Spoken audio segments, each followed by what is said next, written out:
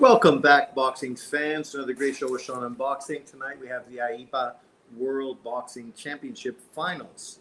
So there's going to be 6 Russians against 6 Ukrainians by IBA. So I wonder if the Russians are going to get all the victories, all the gold medals. We will see tonight. Obviously, we got some good fights coming on, and I figure I've been watching it all week. We must as well talk about it today. So just let me plug in my laptop because I am on my laptop. I'm not on my computer. My computer is broken in the shop. So if I look like I'm not looking at you, it's because on the laptop the camera is on the side. Where's the camera? Over there. So give me a second.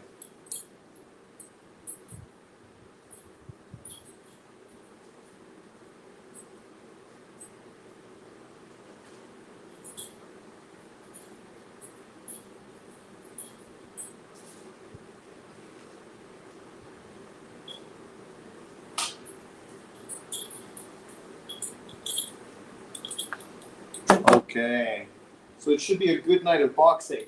We have a lot of really good fighters. I know I'm kind of bad-mouthing the Russians, but to be fair, they have a few really good fighters. Actually, my favorite fighter that's fighting, the Uzbekistan fighter, I think he's probably going to lose today to the Russian guy.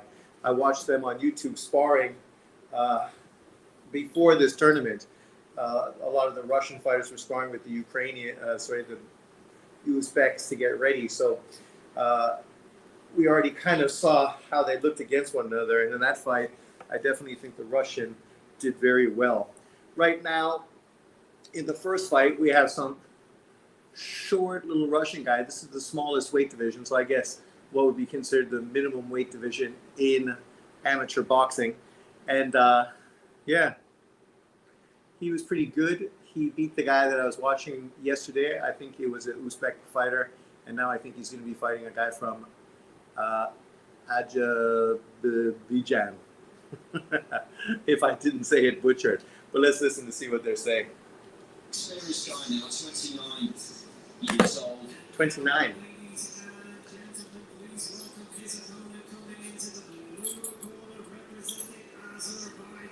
There you go. Azerbaijan.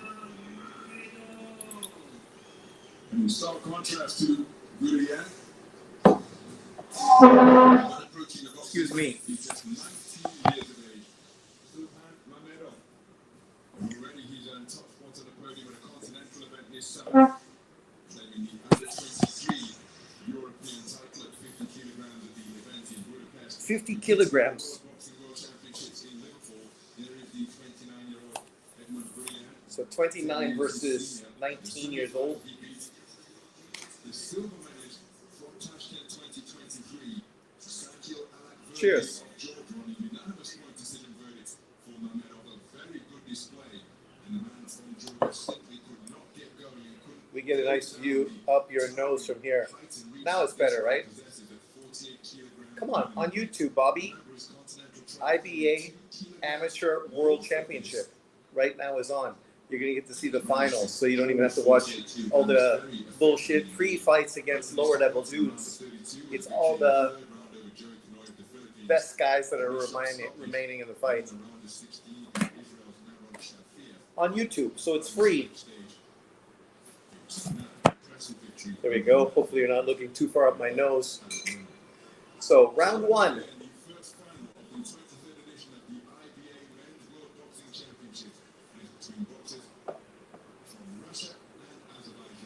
Azerbaijan.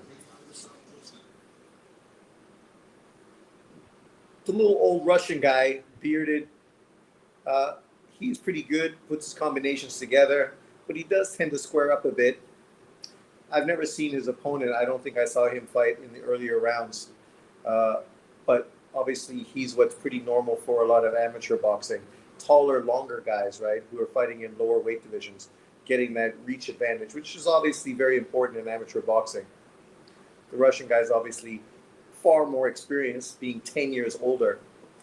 That's one of the good things about the 2 Uzbek fighters that I've been talking about all week. They beat historically great Cuban fighters to get to this finals. Obviously, Umataliev beat a great Cuban fighter, 2-time Olympic gold medalist, And then even the other guy, I will avoid trying to pronounce his name, the cruiserweight Uzbek.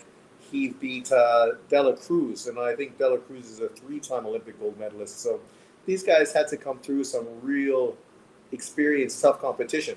And Umataliev's 20, and the other guy's 21 years old. They're fighting like 31, 33-year-old Cuban fighters with years of experience. I don't watch amateur boxing like that, but it would be interesting to see. Free on YouTube, man. I feel like Usyk is doing is disappointing. Oh my God, get over it, Dave. It's embarrassing, David. Welcome back. Very disappointing. Usyk basically fights once a year since 2019, and one of them being Wilder. Wardley, Caballero, I guess, can play with themselves. Well, let's be fair. Who the fuck is Wardley? Wardley got lucky in his last 2 fights, and you're gonna act like somehow that's a fight boxing fans have been fucking looking forward to. Like a year ago, nobody even knew who fucking Wardley was. And Caballero, I mean, this is the guy that beat Chisora fucking 8 years ago and has been fucking nowhere in existence since that fucking victory until he got fighting on a few Turkey Al-Sheikh cards. So Wilder, even though I can understand your opinion, Wilder is the last fighter from this generation, right? Obviously, he would have fought Parker, but Parker got fucking beat. He would have been a legitimate fighter from this generation as well, but he lost to Wardley, so, you know, it is what it is. Can you see the IBA becoming a legitimate belt in the future? I hope not, because the last thing we need is more boxing fucking titles.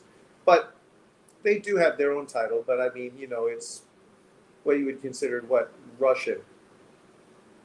And you know, considering a lot of these Russian fighters, because of drugs and everything else, aren't eligible to be fighting in other tournaments, right? This is their big opportunity, right, to showcase. Because obviously IBA doesn't care about any of that and is having all the Russian fighters there. That's why in 7 finals tonight, 7, maybe 8, because 8 divisions, at least 7 of those divisions has a Russian in the finals. What does that tell you? Sean, you really aren't supporting the Wilder fight, are you? It's not that I'm supporting it, Bobby, but see, dudes like you, man, you know, Usyk could have retired. Usyk can fight who the fuck he wants. Just like Bud Crawford could fight who the fuck he wants. So what's the issue? If you don't want to watch it, don't fucking watch it. Don't pay for it. I wasn't going to pay fucking to see Tank Davis fight Jake Paul. You don't have to pay to see fucking Usyk fight Wilder. Simple. So then fight Wardley. I don't give up your belt. Oh, David, who gives a shit about the fucking belts? Those fucking sanctioning bodies don't give a fuck. Literally, they stripped the guy twice, right? They strip fucking everybody all the time. Like, fuck them. Why are you going to kowtow to those fucking cocksuckers? They can go fuck themselves, just like Bud Crawford told them.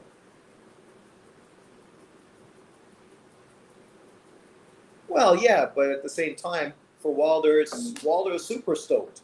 Wilder's happy to finally get an opportunity. He's been calling fucking Usyk out. He feels his power just might be enough to give him the opportunity to become a 2-time heavyweight champion and be unified. So, you know, it's a dangerous fight, but obviously most people are going to pick Usyk to win. I'm on the side of Bud. Fuck the sanctioned bodies. Come on, Bobby. You've been watching my channel how long? When do I ever support the fucking sanctioning bodies? Unlike most of these fucking fanboy boxing channels out there that are fucking full of shit, I fucking am consistent. Fuck the sanctioning bodies. Look at Better BF. He wants to cave Benavidez. Yet he pulled out of his last fucking fight. That guy is consistently hurt. So you're not going to fucking wait and generate your career based on him. I still think fucking Benavidez going up to face Bivol's fucking leftovers is bullshit, but it is what it is. That's typical of the PBC and fucking De La Hoya putting that kind of bullshit pay-per-view together, so that ain't a surprise. That makes sense. I appreciate context and the Russian boxing angle. I keep hearing WBC can take his undisputed achievement away for not. No, they can't. He did it. He's undisputed. You can't take it away. He's already achieved it. You sanction the fight. You can't unsanction a fight that you fucking sanctioned. That's Bud Crawford haters like fucking Tio who are pushing out that bullshit. And for Tio, I get it because he was fucking robbed by the WBC. by fucking creating that bullshit belt and giving fucking Devin Haney a fucking bullshit title, taking out of fucking Lomachenko's hands in a fight that should have had Teo, the fucking undisputed champion. So I appreciate his bitterness with the fucking sanctioning bodies. But let's be honest. Let's put the blame where it deserves. Sean, you don't value accolades no more. It's not accolades. Of course, I appreciate the accolades. It's just we know the sanctioning bodies are a bunch of fucking crooks that exploit the boxers for their own financial fucking benefit. Why do we need 4 titles? I've been saying this from day one. We only are fighting for these undisputed because the sanctioning bodies have created all this bullshit. You need 1 fucking world title. People go, well, you can't get as much money if you're not a world champion. Bullshit. That ain't true. A lot of fucking big fights get made for guys that aren't world champions because they fucking have big fan bases and they've built themselves up. Old school. Obviously, new school, they've created this bullshit. So you fight for a bullshit title, label yourself a champion so you can justify it. But that's because casual fans don't know anything about the sport. Hardcore fans know what's going on. It's bullshit. Opataya broke the guy's vertebrae and gave him a brain bleed. I saw that.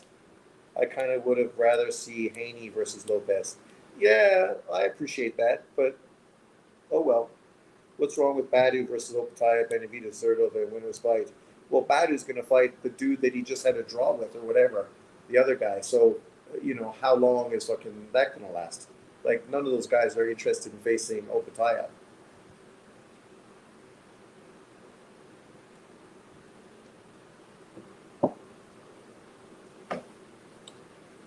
Sean, you did. Oh, come on. I picked Lamont Roach winning, and I thought Lamont Roach won the fight. Opataya looked shaky in his last fight. He got hurt, but he walked through it and knocked the guy out. Opataya did get hurt by that guy, though. That's what I saw. Yeah, getting hurt in boxing is not fucking some unbelievable situation. Like, these are cruiserweight fighters. One punch lands. Like, look what happened to Gassiev and fucking Pulev last night. One sweet, short fucking left hook is all it took to create fucking Gassiev as a world champion. These guys are slugging. Yeah. You better slug because you're losing this fight. The young guy is just outgunned by the veteran.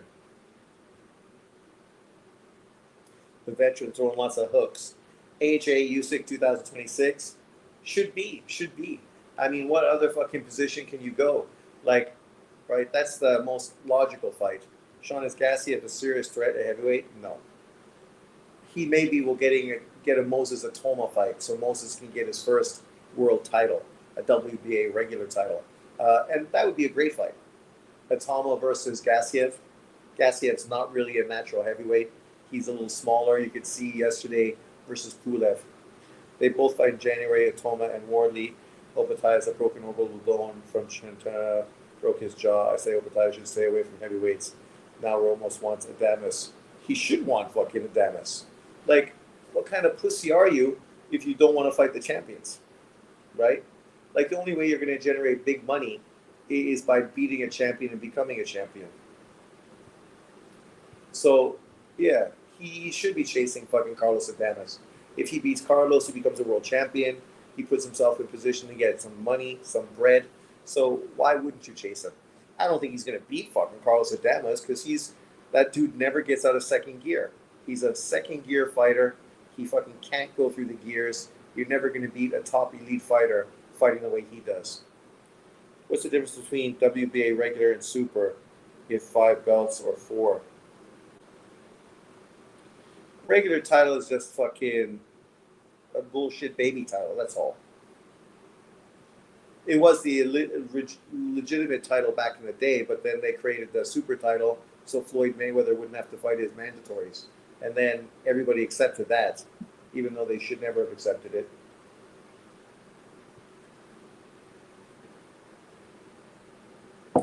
But this 29-year-old, he's going to win the gold medal pretty easily. Edmund.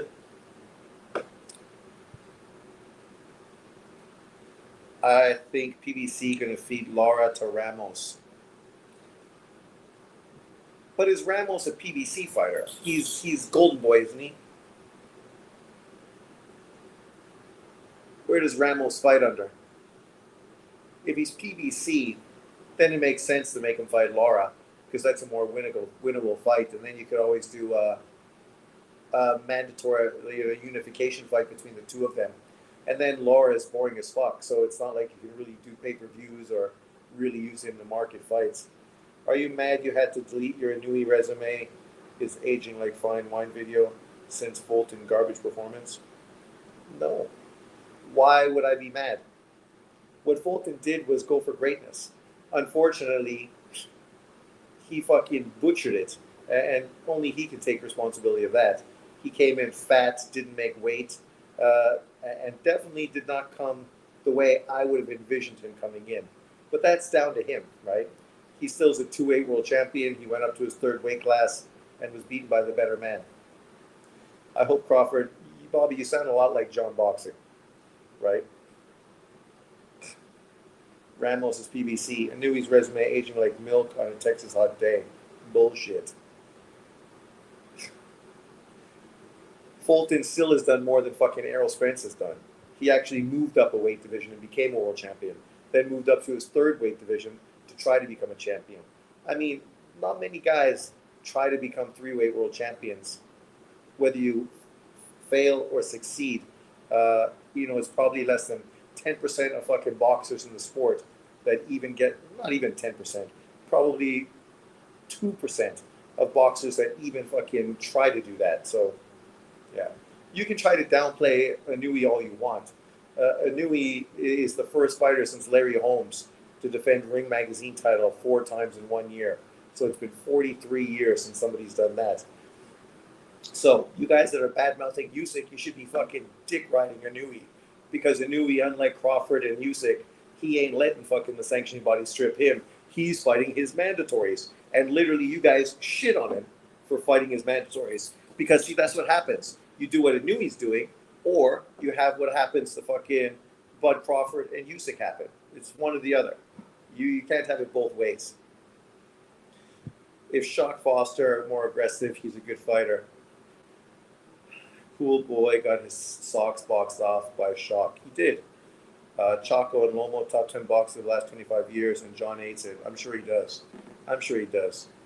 He would love to put fucking Haney and Charlo into that conversation. How about Donaire fighting Tatsumi? I think Tatsumi's going to knock him out. But to be fair, Tatsumi is very wild and hittable. So it might be the best opportunity for Donaire to win a title. Now Figueroa gets to fight Nick Ball. Ridiculous. It's action-packed, but Nick fights Tahoni. Goodman, now Fig, not the best. Yeah, Bobby, but what are any of the other champions in that division doing? Fulton went up in division, so never defended against Shushu, and none of the other guys are fighting anybody any better. So you can't really shit on Nick Ball and give Espinoza and fucking what's-his-face a pass, because literally they're all just fucking biding their time, waiting for an Inui fucking paycheck. Even when he loses, that's still a good win. I think Ward Canelo should be replaced by Donito, Taraji, GGG, Beterbiev, or Bivol. I saw you say a comment like that. Picasso's in his prime and undefeated, no reason to hate. Yeah, but people are just fucking haters, right? Like, they don't know Picasso, so they're going to shit on him, right? Because it's Inui. If it was fucking some black American fighter fighting fucking a dude of that caliber, they would fucking dick ride it and act like it was the best thing ever. Sean, does Wilder have a chance versus Usyk? Of course he does. He's a fucking hard puncher. Question is, can he land a punch? Taraji pulled 10 to 15% of the audience in the Kano region, Tokyo, when he fights. It would average 2 million views in that region alone. Taraji's a bigger name than guys like Shakur and Haney. Yeah, but you can't tell dumbasses like John Boxing that, because they just don't understand how much boxing is faded in the U.S. That is like a fucking sport that shouldn't even be a Saturday night sport, because nobody on Saturday night is interested in boxing. When it was a Tuesday night or a Friday night sport, it was good because nothing else was on, so then you could turn to boxing. But yeah, boxing in America is dying on the vine, whereas Japan It's never been bigger. Literally, never been bigger. Yeah, Foster definitely has a case for the best guy at 130. It's just unfortunate that he's going to be moving up to 135 because he's probably not going to get a Shakur fight. Japan loves sports and are bigger boxing fans than Americans are. The numbers indicate Taraji does more viewers than Haney and Shakur. John ignores this because it doesn't fit his race narrative. Of course, I can't have Haney in the top 10 spot pound for pound still. He deserves to be top 10. Anui and Nakatani will be a much bigger fight than Canelo Crawford globally. Fuck. It's going to be huge. Huge. And there's no fucking narratives around it either, right? Because literally, these are two guys in their prime, both considered pound for pound. It's literally the best fighting the best. Of Russia, flyweight division, and Islamov. Your referee who will be in charge of this I would love to see him fight the winner of Nunez and Navarrete, but I can't see it.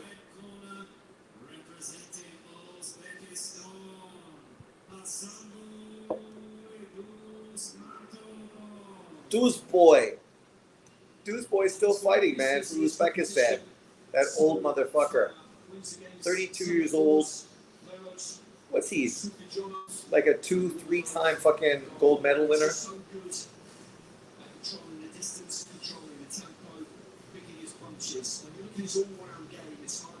He hasn't done much in the pro game, but he still loves the amateur so much.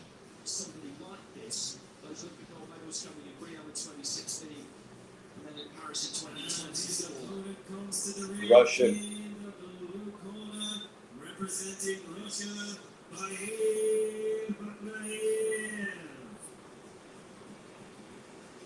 Blair.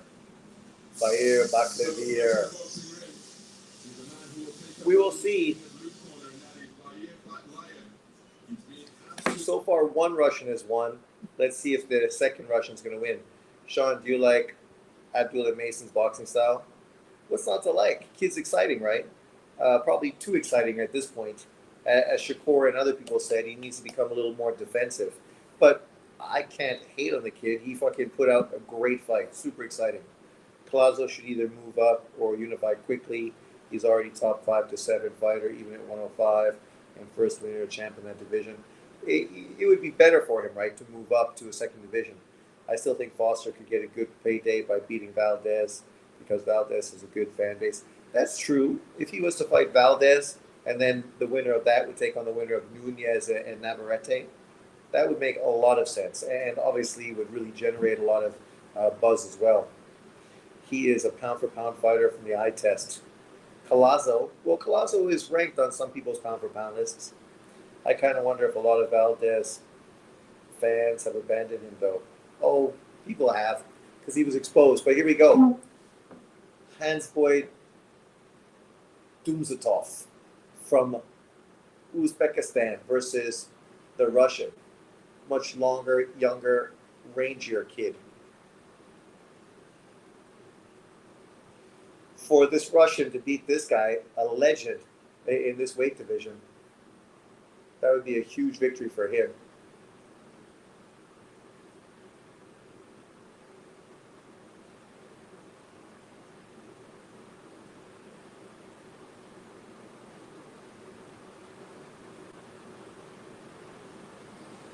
I'm just wondering if the fixer are in, if the Russians paid off all the judges to give the Russians gold medals.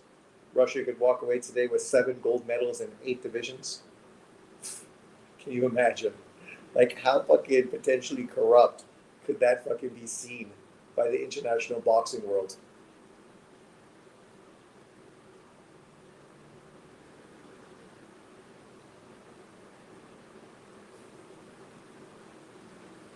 So far, the kid's good, but I think the older guy's winning, but it's competitive. Good match between 2 fighters.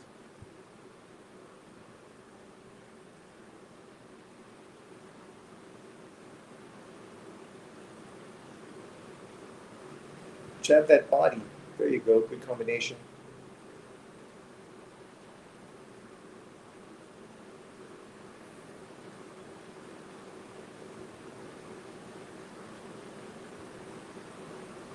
Nice hook.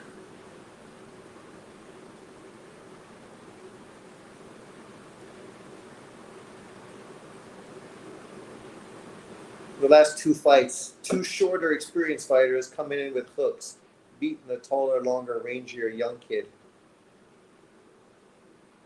But I think this Russian kid's fighting better than the kid from Azerbaijan.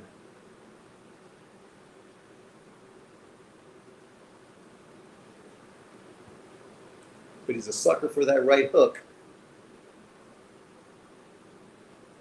Nice body shot. Nice left.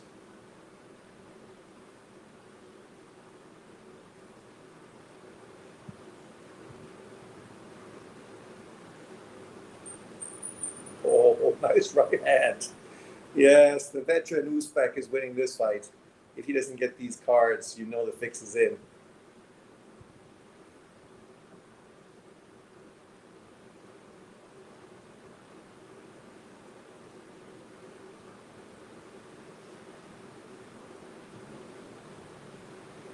Round one's in the book.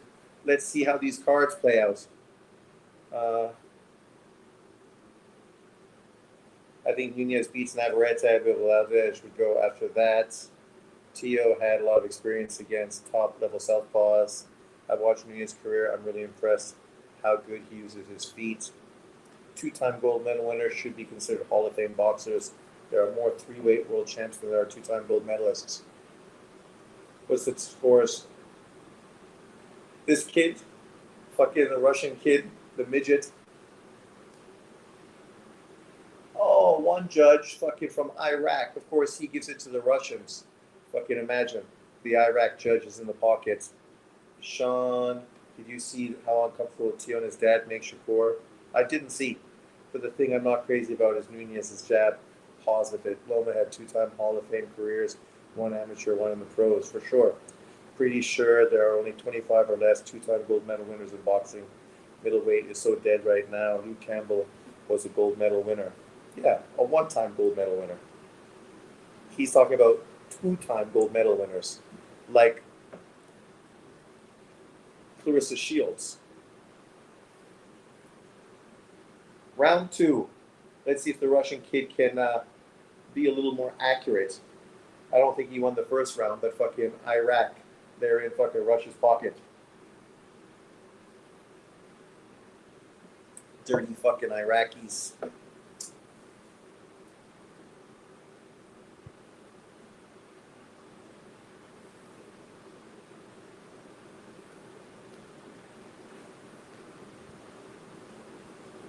The Russian kid fucking just can't get away from that fucking right hand, but his jab is really good. His jab is good.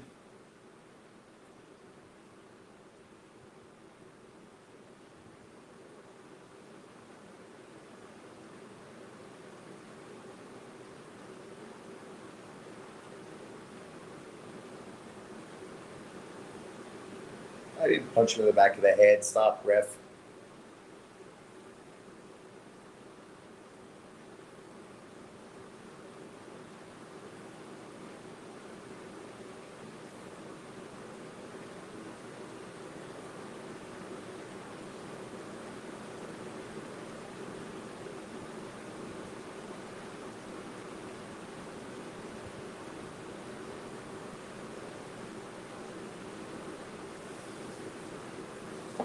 These dirty fucking Russians. The Russians winning this round so far, coming back strong. All behind a good jab.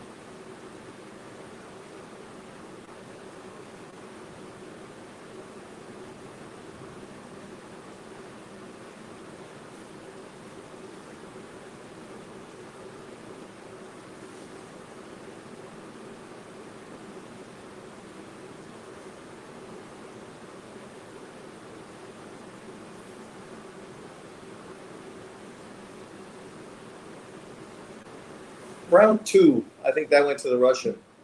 Is Rigo two-time gold medal winner? Yes, he is. Speaking with Carissa, her next fight is against her friend, who she already beat. Not a bad opponent, considering where I thought you. Hey, Bud! Bud Crawford's there. Look at Bud. He's a world traveler now. Look at him. Well, that's good. He's in Dubai. Speaking, Clarissa, yeah. You think Usyk is going to knock out Wilder? I do, yes. Gassiev KO was great. Great short fucking left hand. Right on the fucking chin. Great knockout. That was a great left hand from the Uzbek. But I don't think he won that round. Oh, okay, they gave him 3-2. So he's already won the fight. He's up 3-2.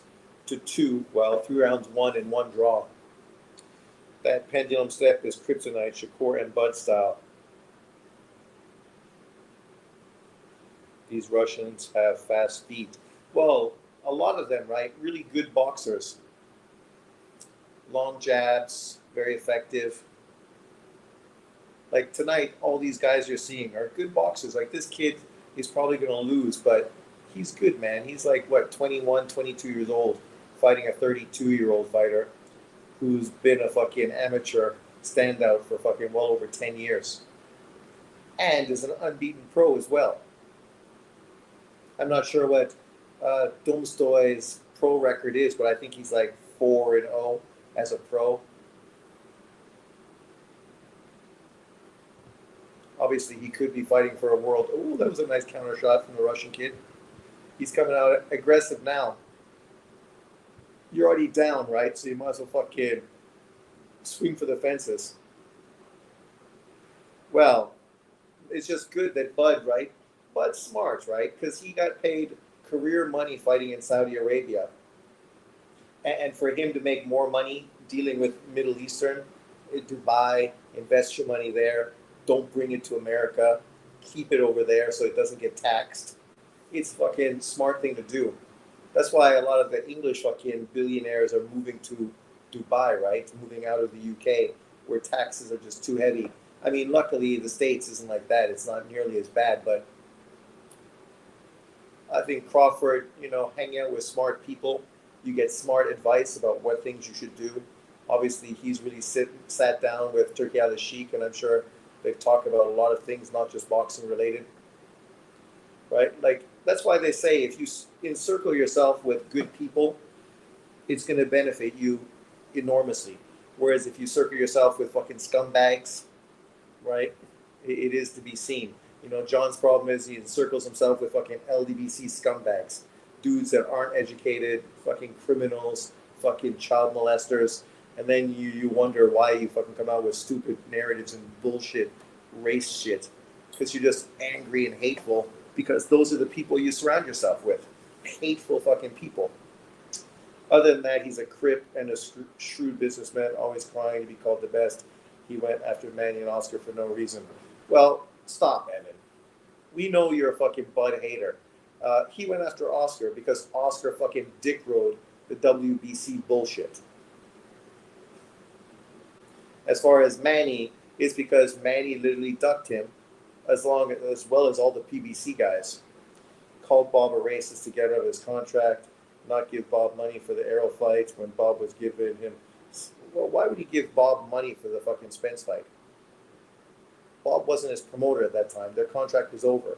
He already had a fight before the Errol Spence fight without Bud Crawford. So why would you have 2 fights without Bud Crawford and somehow pay Bud Crawford, pay him money? And a crip, come on. His mom might be a crip, but I don't know about him. What are they saying? Looking at that, you would expect the man we're looking at here has got enough of that final round. I thought it was pretty clear that he's going to be announced the winner without the need for the added scores. Well, he won. He already was up 3 rounds to fucking 1 after 2 rounds. He can't lose 3-3. So, however it goes, he should still be up 3-2. Sexy Russian girls. in the red corner. Decision, and now IBA World Champion in the red corner. Yeah. And not bad. He got paid $300,000 to fight in this tournament and win the gold. The silver medal winner guy got 150. The bronze guys got 75,000. So, IBA boxing, man. If I was an amateur boxer, I'd be fucking there for sure. To win, you get $300,000. That's more money than lots of pros fucking have in their fights. And this is a week of fights, 3-rounders. So what did you have? Maybe 4 3-round fights, 12 minutes together, and you get paid $300,000 in Dubai, so you don't even have to pay taxes on it. Sounds great. Sean might be old, but his eyes still young for cute Russians. Just cute birds. And Billy Shiraz, don't give him good money, but they are dangerous. Evan meant ninjas. If Crawford doesn't want to pay his fees, he loses his title. He wasn't interested in fighting Shiraz and Billy anyway. Yeah, and I don't mind, because he probably would have just dropped the titles anyway. But what about a potential rematch for Canelo? Doesn't Canelo Alvarez deserve to get an opportunity to win back his belts? Now he can't. Bud seems like a good dude. I just think he's a hypocrite with the WBC fee. How's he a hypocrite? Sean, let's go bang some yellows at the summer Kosher next year. Let's do it. Do you consider Tio undisputed at 135? Yes, I do. Oh, yeah, I was going to say you miscalculated how good Oak would be. Only one loss. Fact. Well, we knew they were going to be good, so nobody miscalculated that. But I was watching the game on Sunday. So Saturday your time, Saturday mine. Fucking watching Shea play is fucking terrible. He's boring as fuck. He's like watching Harden play 4 years ago. It's just fucking free throw after free throw after free throw after free throw. Like, I could watch the Joker play. The Joker moves the ball. Everyone fucking gets touches. It flows. You get alley-oops and fast breaks. You know, it's a fast, fun style of play. But you watch Shea play, fuck, he's boring, man. Yeah, he won a championship, for sure. I'm not saying he's not a great player, but he's fucking boring. It was like watching Harden play. Fucking, free throw, free throw. Oh, my God. If that dude fucking didn't average the most free throws in the NBA, he would be averaging 20 points a game. And his assist average is what, 6? He's averaging 6 assists a game. Joker, Luka are so much more fun to watch. Facts. I don't think he will repeat. I think they'll lose to Denver this year. They almost lost to Denver last year, and Denver is a much better team this year. Denver is the #1 defensive team in the NBA right now, right? Because they got rid of what's-his-face at shooting small forward, brought in a really good defender, and now they have a legitimate backup center. They're just a much better team. So I think they will totally beat Oak City in the playoffs this year. And I don't see who's going to beat them in the East, because Boston is no longer dominant. So who? Detroit? I like Detroit, but come on. That's true. Murray needs to fucking produce. But, you know, Shea needs to produce too. They got rid of Porter. And brought in a good defender. And that guy's offense is improving, right? Because now he's starting to get into the flow of playing with Joker. Understands cutting to the hole. You're going to get tons of fucking free, easy shots. And if you fucking move, you're going to get wide open threes. So he's starting to be better offensively. This kid. Fucking the Canelo Alvarez from Russia. The redhead stepchild. 19 years old. This kid's pretty good. I don't know if he's going to beat the Uzbekistan fighter. I like the Uzbekistan guy. What's his name? Kovalev.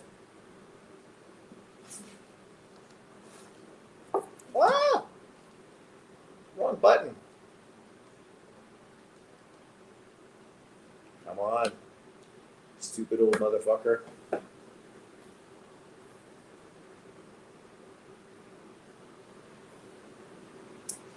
Quickly. What the fuck? got really good balance, is very good all-round skills, brings good front foot pressure. One of these fighters who just looks like he's Ladies and gentlemen, please welcome into the blue corner his opponent representing Kazakhstan. Kazakhstan. This guy's a veteran, so the young kid's fighting a veteran. So far in the first 3 fights, we've had 3 veteran fighters. Both veteran fighters won. Now we get the 28-year-old Kazakhstan fighter. This guy's won Olympic gold medals, World Championship gold medals, and he's in with the 19-year-old Russian. So it'll be interesting. I think in this fight, though, the Russian is going to be too much pace for him. But the Russian is also shorter. He's going to have to get inside and be effective. The Kazakhstan guy is one of the typical fighters, I said, longer, long jabs, going to control the range.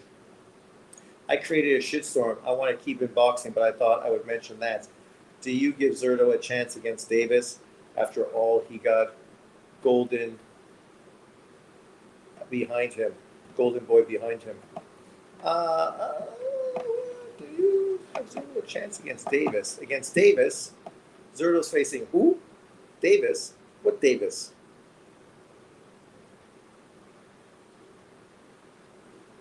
Zurdo's going to fight fucking... You mean David Benavidez? I think David Benavidez beats him. We've already seen fucking Zurdo get fucking destroyed by Bivol. Destroyed. Here we go. Round 3 or fight 3. Kazakhstan versus Russia. The 3rd Russian in a row. So far, Russia is 1 for 1 in victories. But I think this kid's going to win. He's just a fucking dog. He fights a lot like Nick Ball. Are you guys watching these fights or not? You should totally be watching them, especially this kid. He's only 19, but he's totally got a professional style of boxing. He's going to probably make an impact in the pros because he's also small. Probably fights at like about, 115, 118 bantamweight. Oh, nice left hand. Nice body shot. Yeah, he's totally a Nick Ball type of guy. His hands are fucking nonstop. Out of all the Russian fighters that I've seen fight for on this card, he's the most exciting style for sure.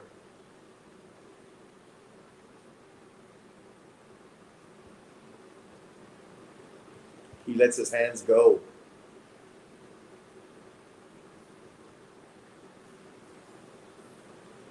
You are right about Beterbiev. Injures, disappointment. I kind of wonder what Bivol doesn't call Benavidez out like Beterbiev is doing. Well, he just had surgery, right? And he's got a mandatory fucking in the queue. So he's not going to be able to fight David next anyway. He's going to probably come back, fight his mandatory, who's not really a killer. So it's a good tune-up fight. And then probably do the Beterbiev trilogy fight after that. Like, why does he need to chase David? He already beat Canelo. He already beat fucking Zurdo. He already beat Beterbiev. Why he need to chase David? David needs to chase him because David beat who? Fucking nobody. Like, in honesty, I mean, who did David beat? Anthony Yard, David Morrell, and fucking Bostic. Andrade and Plant. I mean, as far as name recognition, okay, they got name recognition, but none of them are fucking Canelo, a Zurdo, or a Beterbiev. Zurdo was an undefeated champion, trying to become a 2-weight world champion when he got beat. Moved up to his 3rd division, became a unified champion. I mean, Bostic, Plant, Andrade, Morrell, and fucking Anthony Yard. 3 of those fighters never were champions. One was a champion, got knocked out and had been retired for 3 or 4 years. And the other one had just been knocked out before facing David. So, like, literally none of them were really fucking at the top of their game when David Benavidez fought them. So I think Bivol is fucking fine to do what he wants to do. I would like to see that fight between Naji Lopez and Beterbiev. Yeah, it would have been fun. The Rogozin guy looks unbelievable. He's only 19. The white Eastern European talent pool is nonstop. Oh, you're talking about now? This kid? No, this kid's fucking good, man. He got a real pro style. The Kazakhstan guy's like, man, I'm way too amateur for this fucking guy. My style of controlling the distance behind my jab. I mean, I don't get a chance to fucking use my jab against this kid. He's like inside beating the shit out of me before I even fucking land a jab. What's the odds we got Keyshawn versus Hitchens? Well, Hitchens is fucking capping. He's going on to fight fucking Ortiz. Look at that. And even then, they still fucking split the cards. See, I don't know how you do that. How do you give the fucking Kazakhstan guy fucking the fight 2 rounds? You know, 2 judges gave him the fight fucking rounds. There's no way he won that fucking round. 0 fucking chances. Well, John definitely is not watching this. Janibek looked so average a few years ago. Well, Janibek, right, looked good and mediocre depending on the style of fighter he's facing. Style means everything, right? To so many fighters. Like I just saw IBFP shitting on Bud Crawford because he looked average versus fucking, what's his face? Madrimov. Or what's his face? Not Madrimov, you know, the Uzbekistanian fighter that he fought. But let us be fucking honest, right? You don't always look dominant depending on who you're fighting. He fought a guy that refused to fucking engage, refused to fucking throw punches. How are you going to look good against a kid like that?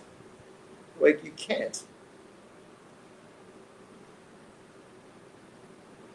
You can't look good when you fight against a guy that just doesn't want to fight.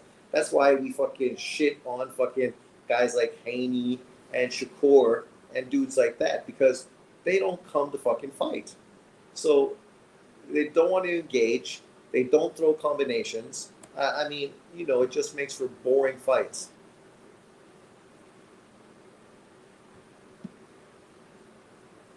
He was like fucking Laura last weekend. Boring fight. I hope Ortiz gets the opportunity to. Keyshawn didn't even make it to his last fight, and Ortiz is on a 3-fight winning streak. Yeah, but come on, Evan. You can't compare fucking Ortiz to Keyshawn because Keyshawn's on a whole nother level. Keyshawn was this close to becoming a superstar for fucking Top Rank. He fucked it up, but he's still there. If he beats a guy like Hitchens, he's fucking right back to where he fucking almost was before he dropped the ball. Ortiz is never, ever going to be on that level. Never. Because he's not that fucking good. He's good, but he's not that good. He's not a transcendent talent. Keyshawn is. Virgil didn't look good, great against Madrimov either. Ortiz ain't shit. Barely beat Adorno. Exactly. Like, he's not bad. It's styles make fights, right? Like, he's got a difficult style to fight.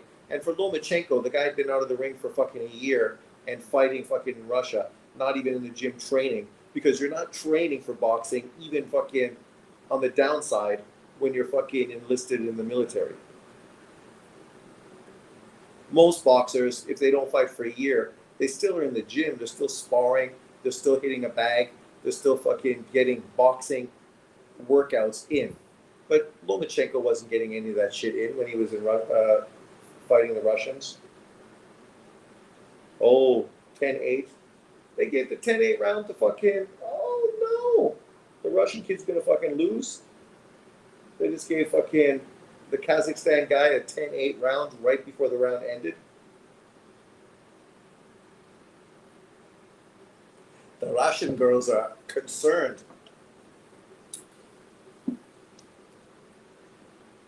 I don't understand why people say he won those fights. I agree Lomachenko beat him with no controversy. Hitchens talks like he was putting it on Key and sparring. Oh, but now he's not fighting Key.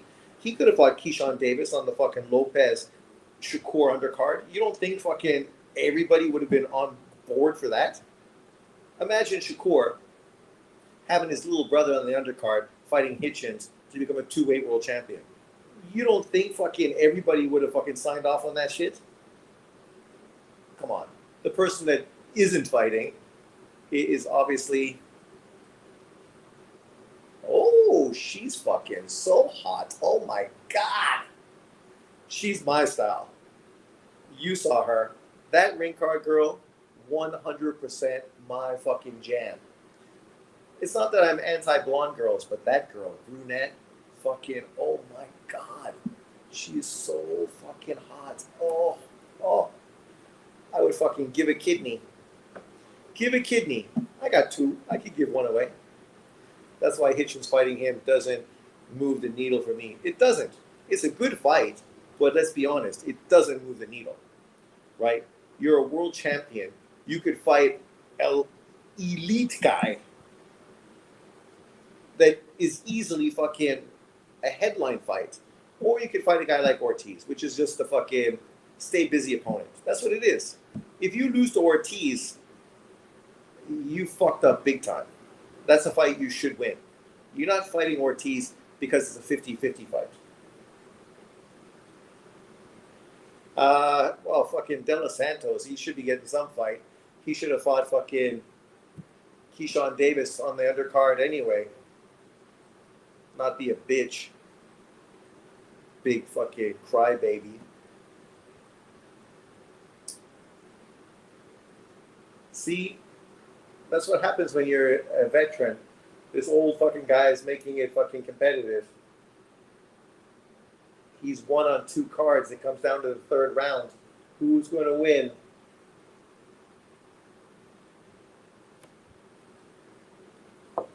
I'd like to see the Kazakhstan guy win.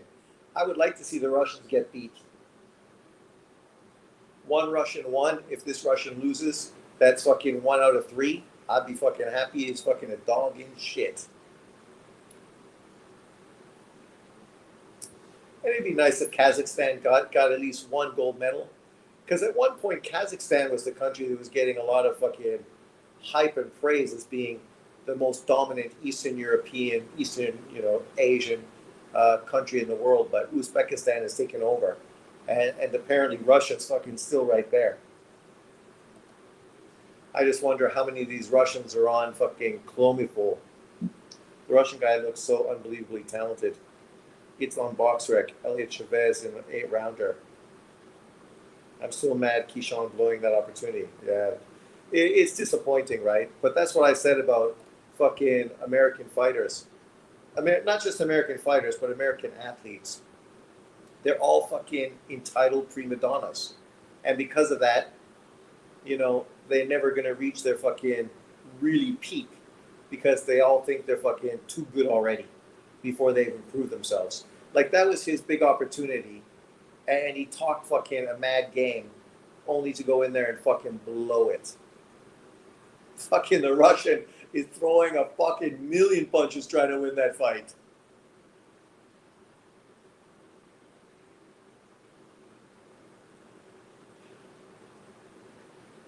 Did he pull it off? Oh my God, why I keep pushing the wrong button? Come on, Sean, what are you, a fucking moron?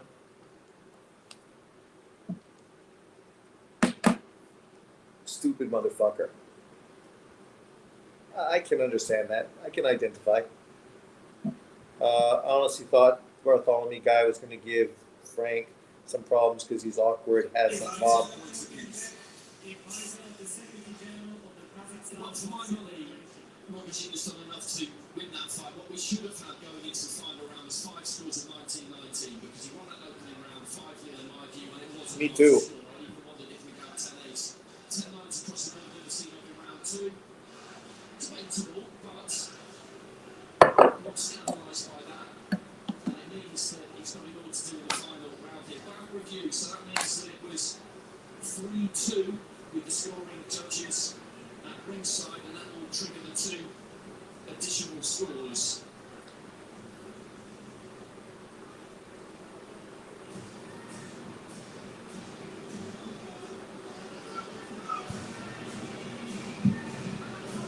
Ooh, she's pretty.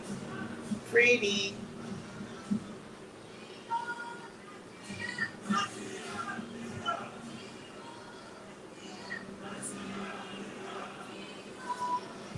Ladies and gentlemen, The fucking crowd is all Russian. And now IBA World Champion by split decision. In the blue. Oh,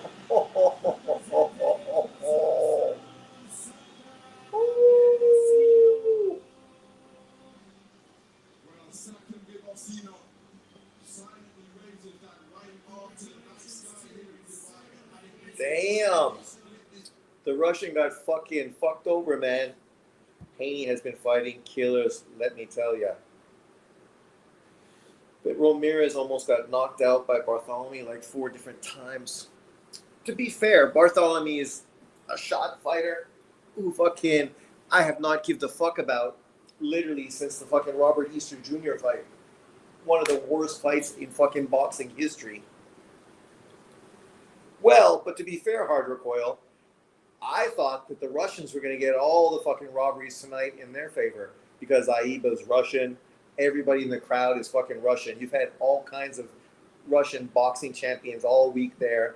The crowd's all Russian. So it's kind of funny. I thought by this time the Russians would have had fucking 3 gold medals, but out of 3 they have 1. Standing 8 count was a joke. The Russian won every round easily. I thought he won for sure. Hope GGG cleans this up. Well, but GGG is not cleaning this up. They were kicked out of the Olympics. So GGG joined with another commission who are taking over boxing in the Olympics. So they're not related at all. That's why AIBA is getting more into professional boxing. That's why yesterday they had the Pulev Gassiev card in the same arena. So literally what they did is have 5 nights of amateur boxing. Then they had the Gassiev Pulev fight card. And then obviously then tonight they had the championship round of the amateur tournament. So it was good. I mean, I kind of wish I fucking would have been there. I would have loved to go to Dubai to watch this whole week of boxing. It would have been great. Young kid got taken to the woodshed. He clearly won that.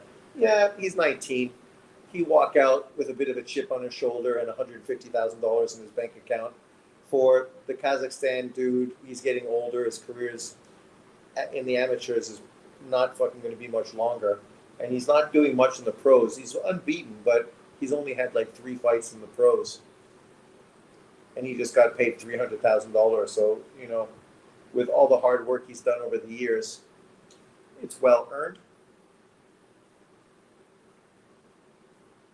But yeah, I definitely thought the Russian kid won this fight.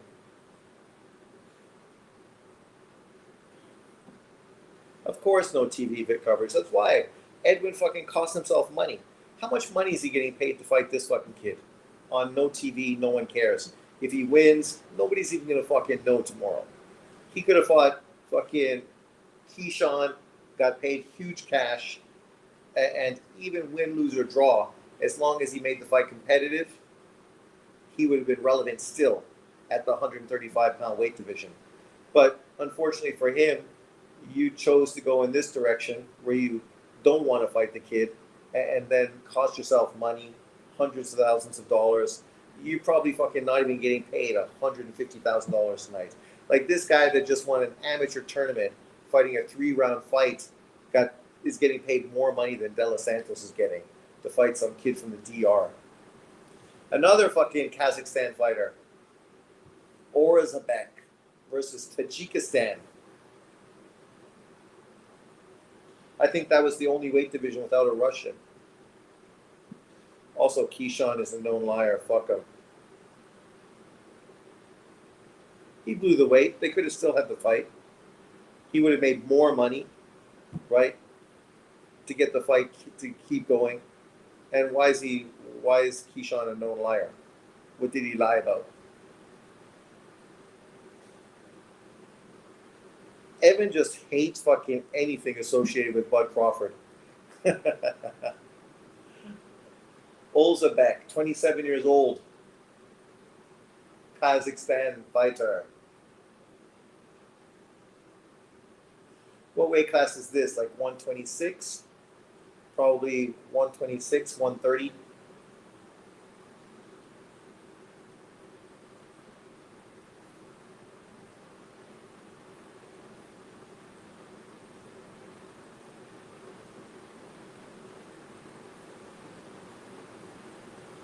Tajikistan. I don't know much about the dude Murchada is fighting. Been stopped twice, once by Haney, and one more dude. Got a decent knockout record though. Yeah, what's his name? Yeah, Moran. Moran was good like 5, 6 years ago. Machada gives me type job vibes, or hype job vibes. Keyshawn not even with Bomac anymore, so Evan just hating, just to hate. Is he not with Bomac anymore? Really? I know he was just sparring with Shakur to get Shakur ready for his upcoming fight, but he's not with Bomac, eh? Really? Oh. Brantley is a top rank now, isn't he? I was high on him when he was first coming up. Yeah, but unfortunately the PBC fucking fucked that shit up. Blew that. They should have been pushing for him to have a Tank Davis fight fucking like 2 years ago. Here we go. Tajikistan versus Kazakhstan. I don't know if I watched these two guys fight. Oh, yeah, I did. The kid from Tajikistan is good. He beat this kid that's going to be a good pro. Hard puncher. Guy scored like a fucking impressive knockout in an earlier round and then was in with this kid. And it was a really close competitive match. Most people feel that the Tajikistan guy didn't win the fight. Even he kind of looked like he felt bad that he ended up getting the decision. But these kids are both good. This looks like a competitive matchup, as you would think in a gold medal fight.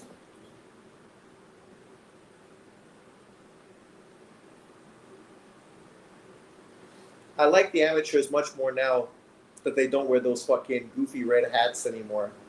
Fuck that shit. You got bigger gloves, right? So you don't need those fucking stupid headgear. Good body shot from the Kazakhstan fighter.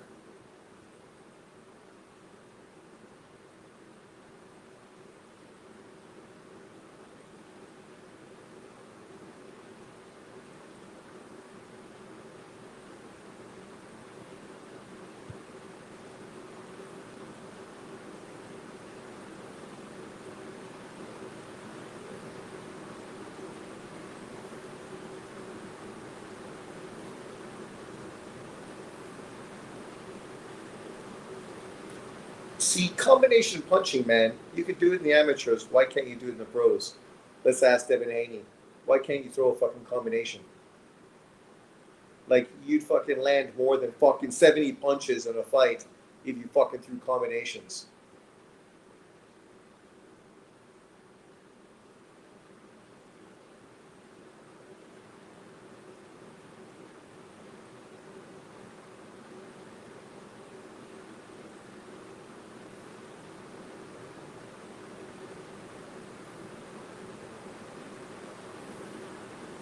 This fight looks like a Haney fight. Lots of wrestling, lots of holding.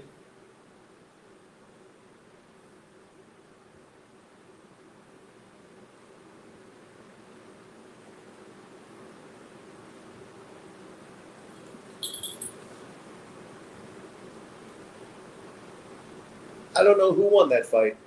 I'll lean towards Kazakhstan, but it was close. To my understanding, Edwin wanted to go through the fight, but his handlers didn't. That makes sense. Manager of the year, he fooled boxing fans. Bill Haney. There's an interesting question. Do you think the Rezenes guy could beat Elijah Garcia in a rematch? Did Rezenes fight Elijah Garcia? Everybody thought Norman was Godzilla, but really he was Barney the dinosaur. Well, that's true. I told you. Laugh out loud, the PBC is freezing Rezenes out. Really? I guess Bud is your fighter of the year. Well, I think you kind of got to give it to Bud. He moved up from 154 pounds all the way to 168 to beat a pound for pound top 10 fighter in Canelo Alvarez, and did it. I mean, it was a competitive fight, but he did it pretty convincingly. Obviously, I think what Inouye's done, potentially winning 4 fights in 1 year, the first time in 42, 43 years old. 43 years anybody's done that. obviously beating a top fighter, a unified world champion in MJ as well. And Picasso is obviously a mandatory, so that's two mandatories he beat this year. So he fought who he had to fight. It's just a shame Goodman wasn't one of the other fighters. Goodman should have been the third mandatory on his resume. And then I would give it to him. You are an undisputed champion. You potentially have 3 or 4 fucking mandatories. You got to fight them. You go in and you beat them all convincingly. What else do people want you to do? And to do 4 fights in 1 year? But in this, I got to lean towards Crawford, even though he only fights once a year, which is obviously disappointing. I mean, even Canelo fought more than Crawford. But to be fair, arguably Canelo could have fucking potentially lost both of those fights versus fucking that boring ass fucking Cuban fighter and against Crawford as well.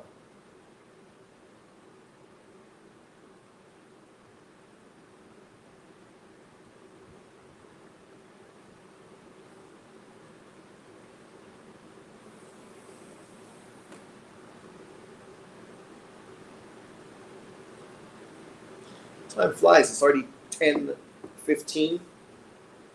Shakur beats Teal, becoming 4-time division champ, 2-time lineal.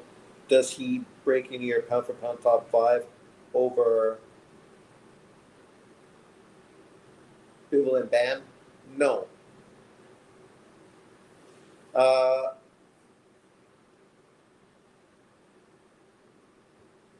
would put him at number 6 on my list. But it also depends on how he wins. If he goes in there and fucking destroys Shakur, then I think I would put him over Bam and have him at number 5. But I can't put him over Bivol. Just based on one big victory. That's like putting George Kambosos fucking pound-for-pound top 5 for beating Tio, who beat Loma, right? Like, obviously, Shakur would be a great fucking victory.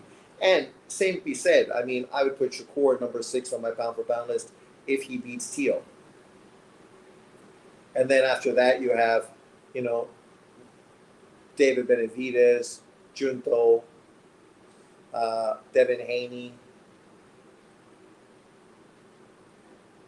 and arguably better BF, finishing your top 10.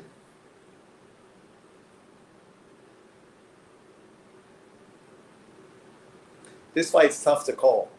You could see this being really a definite split decision down to the end, because neither guy is dominating this fight.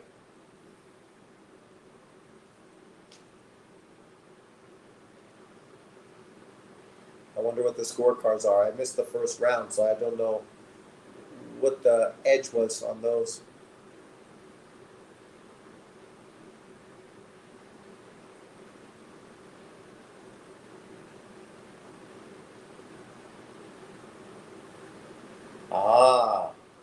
Kazakhstan fighter, 3 rounds to 2. So he basically got the fight. So that's 2 Kazakhstan gold medal winners. Yo, what's up, my brother? Are you watching the World Championships from IBA on YouTube? Free. We got some big fights coming up. Amateur boxing, gold medal winning fights. So only the best. Right now we have a Kazakhstan fighter versus Tajikistan in a very competitive match. Looks like it's going to be a split decision victory. But like Devin Haney, there's a lot of fucking holding. Stop holding. You guys are too small to be doing all this holding. Nice body shot from the Kazakhstan guy. Oh, they're letting their hands go.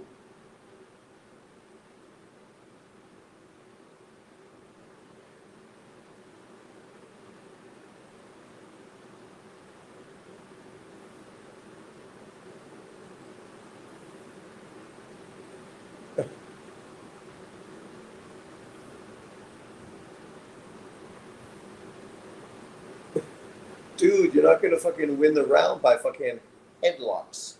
You got to fucking fucking stop smothering your work in the inside. See, that's the thing. The Tajikistan guy, like, how are you gonna win the fight if you keep fucking getting too far inside and then headlocking the guy? You can't land a shot like that. And then he initiates the clinch again. Literally, he's initiating every single fucking clinch. Throw one big bomb, miss, and then hold.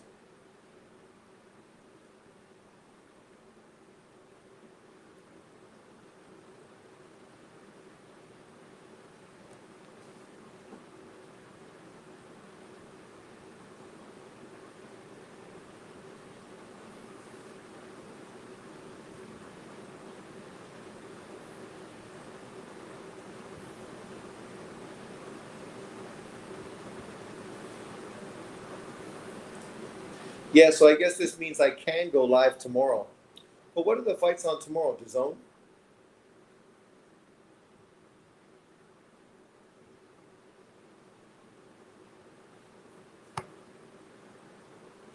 Very fast paced.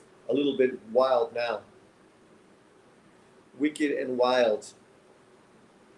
So tomorrow's fight cards. I had the Russian winning. This fight? There's no Russian fighting in this fight. Will you be around at lunchtime tomorrow? Yes, I will. Yes, I will. Boxing.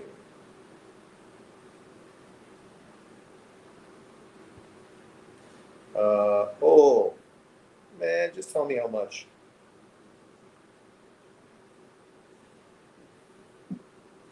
Taiwan, right? I've been here fucking 25 years. I want to buy a Vespa. So I ask if I can get a fucking loan. And they say I need a Taiwanese person to fucking co-sign for me. The irony is if these fucking Taiwanese people fucking moved to Canada and were in Canada for 20 years, they would fucking have loans for houses from banks. I can't get a loan for a fucking scooter in Taiwan. It's like, come on, man. Risk assessment is 200,000 NT. There's fucking no risk at all. Literally, that's fucking 6,000 NT. Or $6,000. Had the dude in the red corner winning. I'm drunk. The dude in the red corner. Yeah. Kazakhstan kid. Yeah, I think the Kazakhstan kid win. I heard Machado is fighting.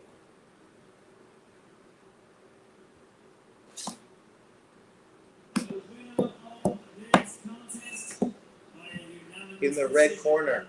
IBA World Champion in the red corner, representing Kazakhstan.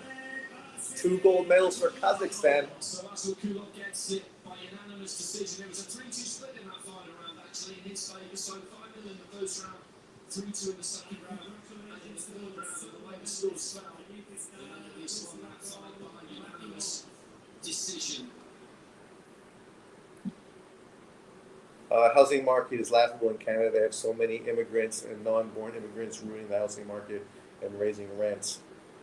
Yeah, well, I just mean, like, think about that. Like, they can actually go and get bank loans to buy houses in fucking Canada. But in Taiwan, they won't give me a fucking $6,000 fucking loan to buy a fucking scooter. And literally, my monthly payments are how much money? $150. Like, it's fucking nothing compared to how much money I make a month. I make 85 to 90,000 NT and $5,000 I have to pay in my fucking bank loan. 5,000. It's like nothing. But it's risk assessment. What risk assessment? I got a long-term fucking ARC. I'm not a 1-year ARC person. I'm permanent, a permanent resident. So even though I'm not Taiwanese, you should fucking treat me like I'm Taiwanese. I respect the Asians won't allow their countries to be like the US and Canada, but they should trust a white boy like you who's been around the block for almost 3 decades. Exactly. What they always say is, you can get your wife to fucking co-sign. Fuck off. Why do I need a wife? If I had a wife, then fucking the amount of money I would owe in divorce and fucking everything else would be way too much fucking aggravation. 90% of fucking the people I know that marry a Taiwanese woman end up in divorce, right? So yeah, pass. I just play the field. I prefer that. I don't need to fucking get in deep where I'm obligated and fucking owe more. If your monthly loan payment is less than 10% of your monthly income, bullshit. They ain't even giving you the loan. I know. I know. It's not like it's a 30-year-old fucking house loan where maybe I'll be dead before fucking I pay it off. It's a fucking scooter loan. They're the ones that say 0% on 36 months. I said, oh, I could pay it off 12 months fucking easy, but it's 0% for 36 months. So I'm like, oh, okay, how much is that? 5,000 NT. It's like, oh, that's a piece of piss. Like, that's less money than I spend on fucking hookers every month. Yeah, marriage is a scam. It is. And then, the problem is when you get to my age, every girl that potentially you could date, I mean, if they're younger, then people look down at me, even though I don't fucking look down at myself. But otherwise, most of the women that I'm dating are older, so they all have kids. And ironically enough, there's a lot of older girls, 30 to 35 to 40 years old, that still live with their parents, that don't have kids. But, do you want to date a girl like that? Like, she's never fucking done anything on her own. She still lives fucking at home with her family. Like, oh my God. Like, how could you date somebody like that? It would just be really fucking uncomfortable to date someone that still fucking lives with their parents at like 30 years of age. Like, my coworker is 25, and she said, "Don't I miss my parents?" I'm like, I didn't fucking live with my parents since I was 6. This guy's good. Kalikov, I hope he wins. The Uzbekistan fighter. This guy's good.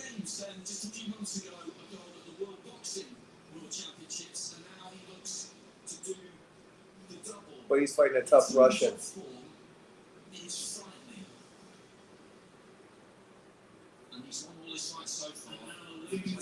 and gentlemen, please welcome his opponent, who comes into the blue corner representing Russia. I think he should beat this guy. So, making his way to the blue corner. Even though this guy's good, he fought really well. World Championship bronze medalist at 60 kilograms 2 years ago, and this is a rematch of the quarterfinal from the 2021 World Championships. And in their head-to-head so far, it is the man in red who has a 4-0 advantage. In the semi-finals, it was a very good display over Akmal Ubaidov of Tajikistan by Singapore. Let's go Uzbekistan. Beat those fucking commie Russians. Sean, do you watch Dwyer's boxing channel? I used to watch it a little more. I don't watch it so much anymore. Not as much as I used to back in the day. Because at least with Dwyer, you get a real unbiased boxing opinion, right? Just factual breakdowns. No fucking racial fucking agenda. No fucking opinion. He's just a guy who's a gambler and just breaks it down straightforward and fucking as obvious as possible. But I'm not really a gambler, so a lot of the stuff they talk about, I'm kind of like, yeah, I don't care. I don't care about odds and all that shit.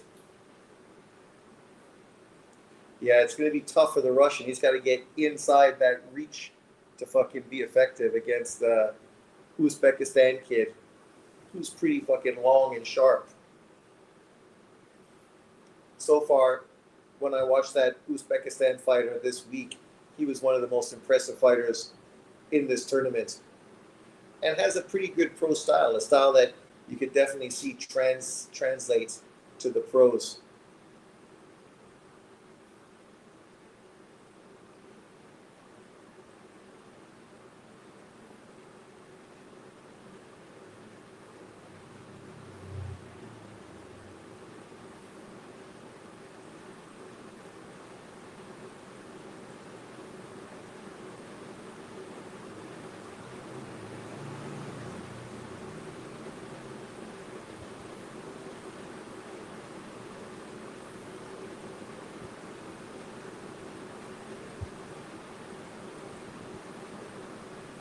nice left.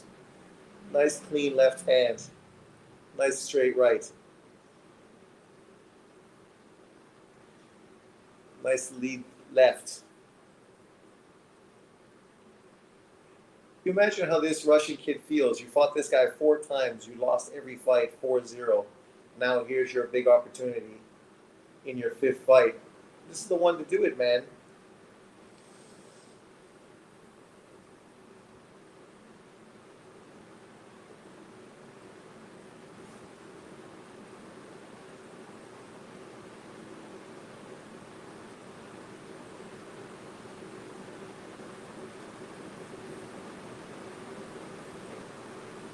Head up. It's so funny, amateur boxing. Guy pushes your head down and then they tell you, keep your head up. Well, I would, but the fucking guy is literally pushing my head down.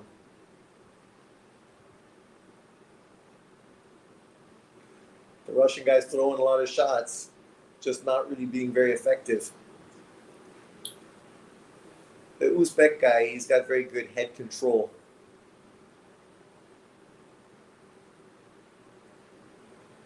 Oh, nice fucking counter punch. Left, right.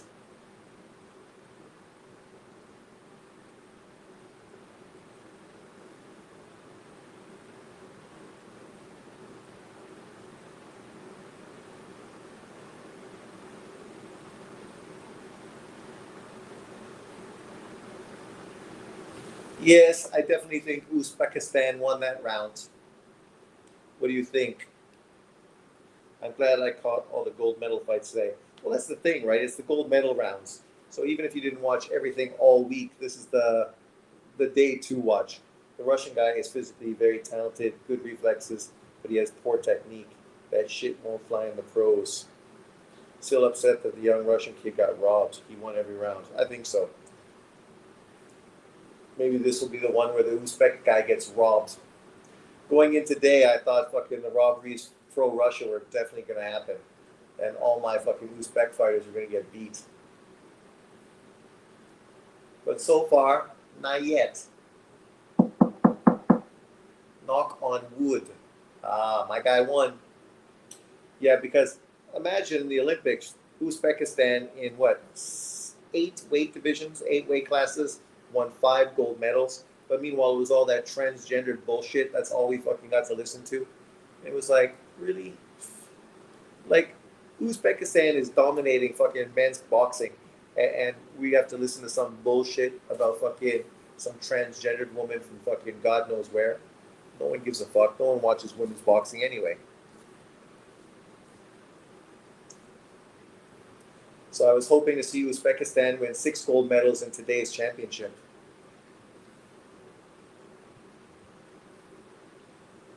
One down, 5 to go.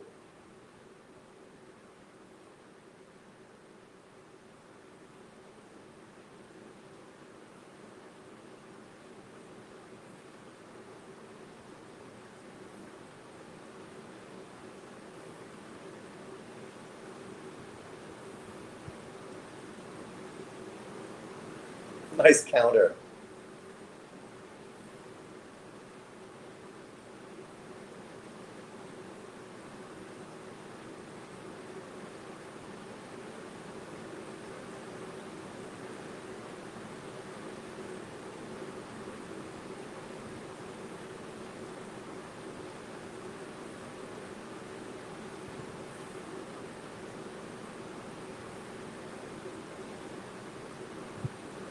Those lead left hands, very effective.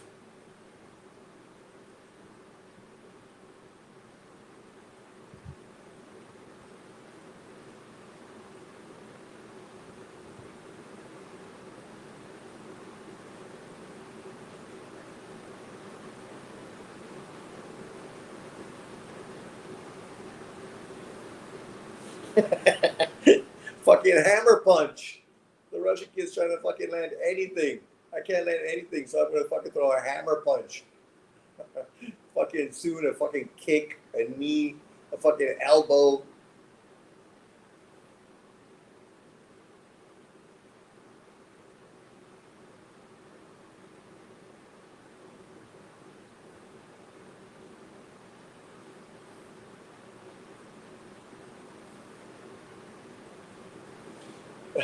You can see fighting this Uzbek guy is like fighting a fucking octopus.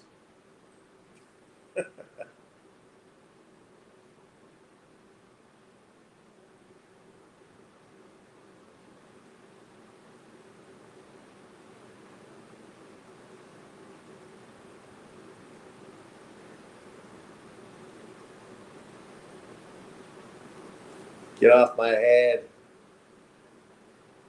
YouTube. It's on YouTube. I imagine you could watch it on YouTube in Canada too. Just go IBA Boxing, and it should be live. Round 2.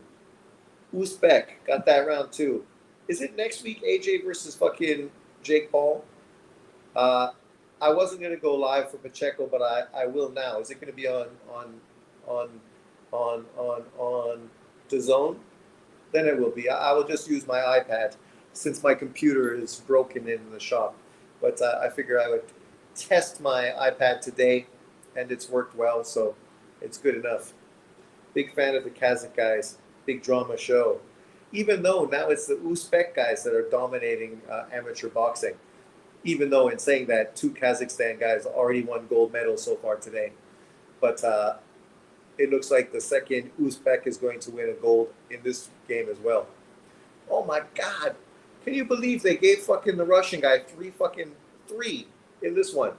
Oh my God. In that round, they gave the Russian guy 3 fucking rounds. So it's close. Uzbek guy won 2 rounds. He needs 1 more round to win. And fucking the Russian guy needs 3 rounds to win. So it's close, competitive. I don't think you could give it the Russian. The Russian threw a lot of punches, but he missed almost fucking everything. How did I know the bullshit robbery was going to go against Uzbekistan in this fucking fight card today?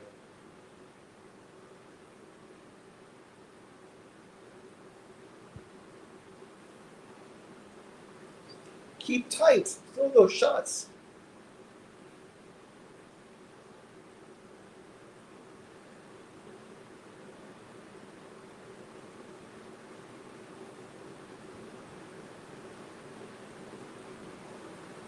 Like all those shots fucking ain't landing anything.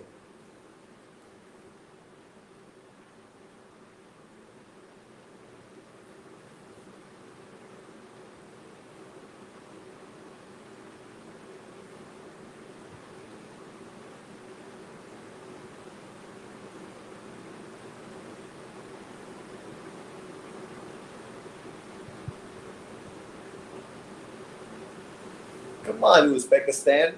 You can fucking fight better than this. You're letting this guy just fucking mob you and fucking outwork you. He ain't landing anything, but he's getting apparently the judges' fucking decisions.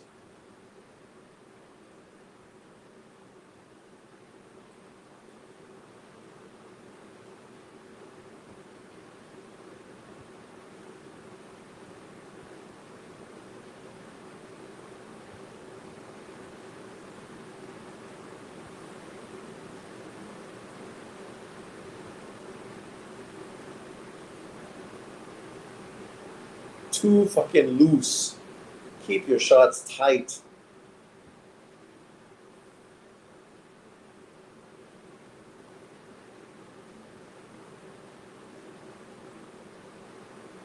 Yeah.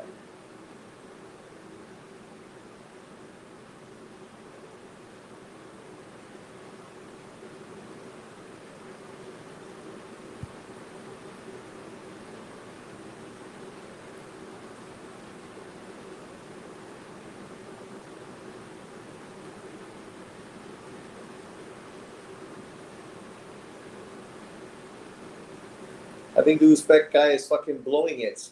He's blowing it. You're blowing it. Come on, dude.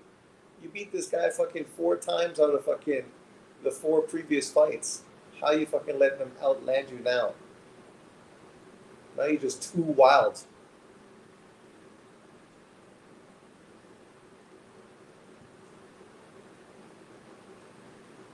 Was that the fight? Fuck, I think the Russian's gonna get the decision. Hey, there's the ex-fucking cruiserweight champion right there. Yes, he looks gassed.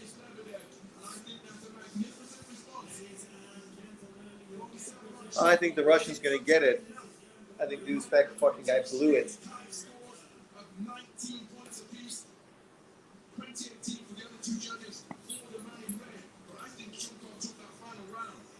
Yeah. Well, that's the thing. I thought the second round scoring was fucking terrible.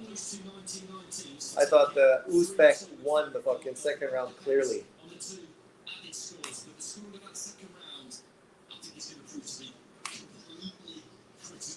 Yeah.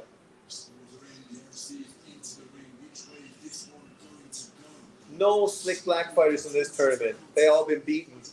All the Cubans got beat by Uzbekistan. Your winner and now IBA World Champion by a split decision.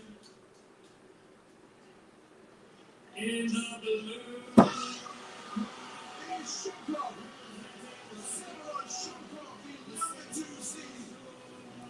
You blew it, dude. You blew it. You should have got that fucking win. But I think the fix was in the second round. I think after the second round, it should have been fucking a done deal.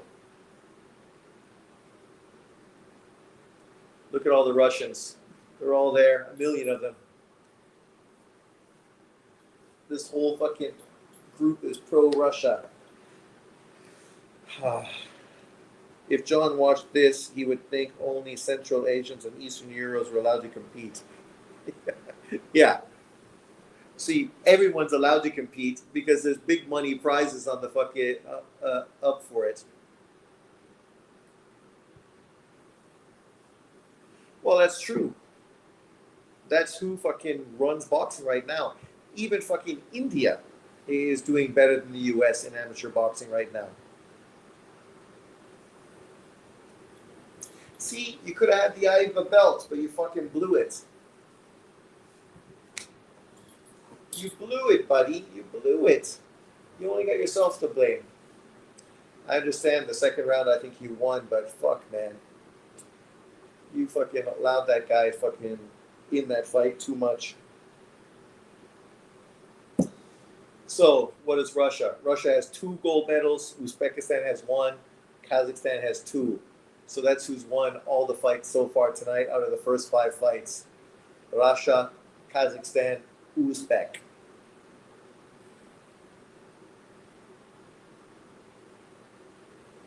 See, even the girls are all fucking Russian. They're all fucking singing the Russian anthem.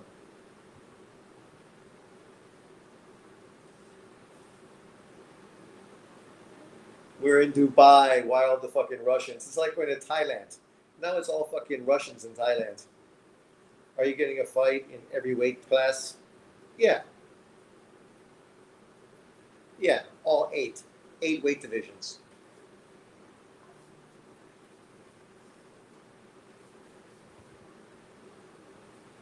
That second girl is fucking so fine. Oh my god.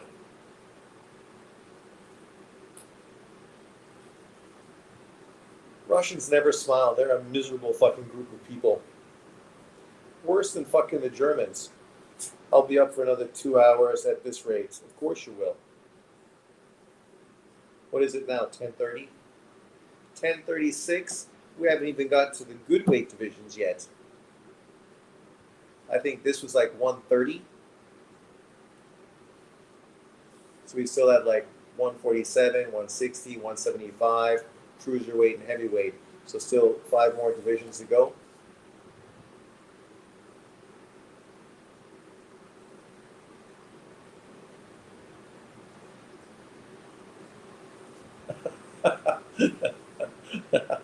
Look at the coach.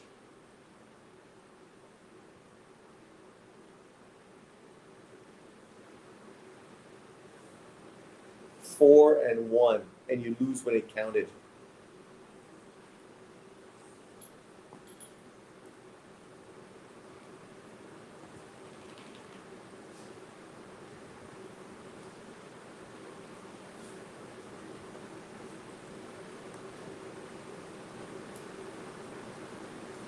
Oh, another Russian. Imagine that.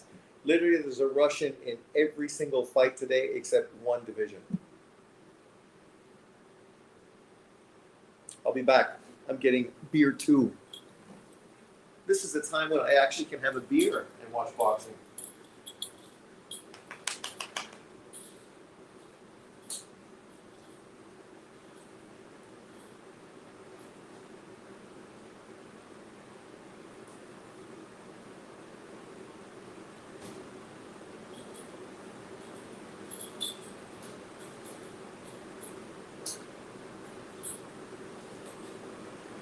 Hi, Lily.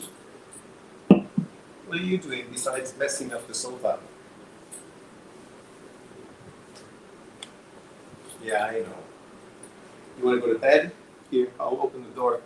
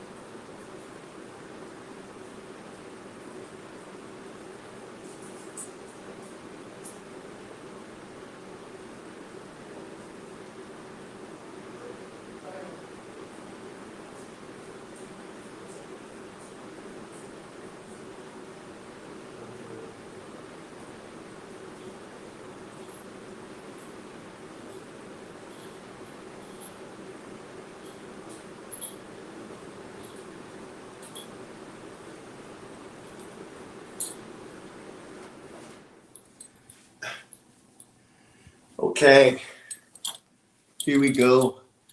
This Russian kid, I think he looked pretty good. Popovich.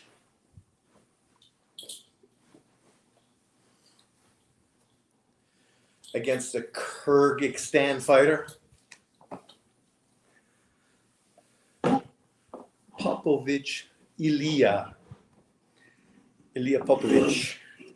Send me a link to your stream. It's on fucking YouTube, man. Why I need to send you a link to YouTube? It's fucking YouTube. Come on, man. Like, fucking everyone could use YouTube. Bam. IBA Boxing. They're on YouTube. Like, literally, it's the first thing that pops up.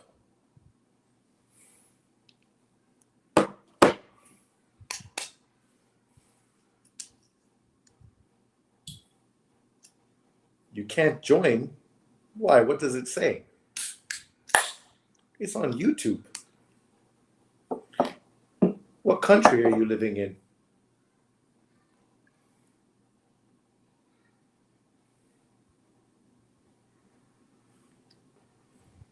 England? Maybe even Canada now. Fucking, of course it's Canada. Fucking Canada. Oh, now fucking they're controlling your internet. Like, and then all my Canadian friends act like, oh, Canada's fucking way better than America. Canada's so great. Oh my God. And meanwhile, they ask me, when am I coming back? Fucking never. Never. I love Canada, but why would I go back to fucking that fucking country that won't let me drink a beer on the beach? That country that wants to take fucking 50% of my fucking income. That country that wants to control fucking everything. Apparently, you can't even watch fucking the Stanley Cup Finals on fucking CBC anymore. Yeah, see, there's somebody in Canada watching it. Come on, dude. It's YouTube. I can't imagine that YouTube is stopping boxing from Dubai.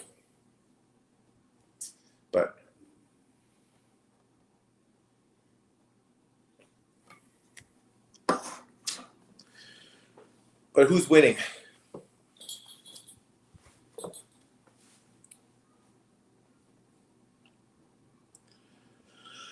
Ilya Popovich. You know, I hate when they fucking land a punch and they raise their hand. That's the fucking Cubans, man. They do that shit fucking all the time. I fucking disdain it. If I was a judge, I'd take points away just to stop them from doing that shit. I drink on the street all the time. The beers in the corner store. True, though, sports are all behind you need subscriptions. Even for fucking Stanley Cup final? Fucking hockey? Imagine that. Imagine your fucking parents, grandparents, not being able to watch fucking the NHL finals on CBC. Like, who would have fucking thought that was ever something that fucking people would complain about? I saw people on Facebook complaining about where they can watch the finals. And I'm like, what? Hockey. You can't watch the fucking Stanley Cup finals on TV. Worked his combinations up and down, body with technical confidence. The Russian kid, he's good, man. Yeah.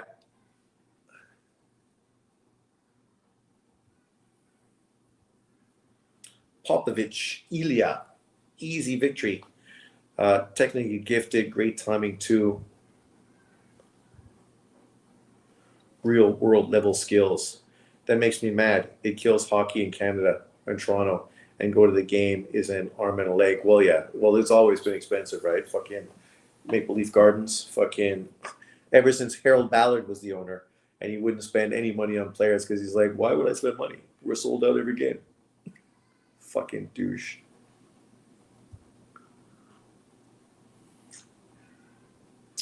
And I can't believe they changed the fucking Sky Dome's name. Sky Dome was fucking iconic. And now you change it to what? What is it? The Rogers fucking Center or something? Oh my God. Fucking corporate shills fucking everywhere. Ugh. Don't get me wrong. I love Canada. If I had lots of money, I'd totally move back to Vancouver in a fucking second and live on a boat in fucking downtown Vancouver, getting bitches to come to my boat to have weekend drinks. Take the boat over to Vancouver Island on Saturday, Sundays to go play golf and have beers fucking at night. Perfect. Who could have a better life than that? Oh, the Russians got a nick.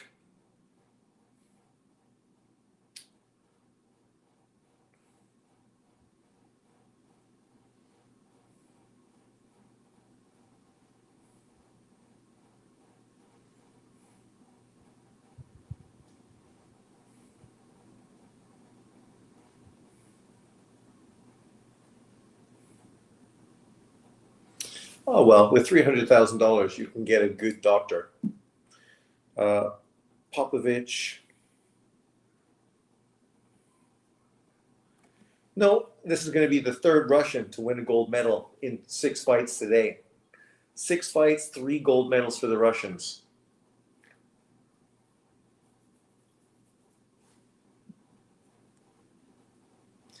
And the Russian I thought was the best ended up getting jobbed on the cards.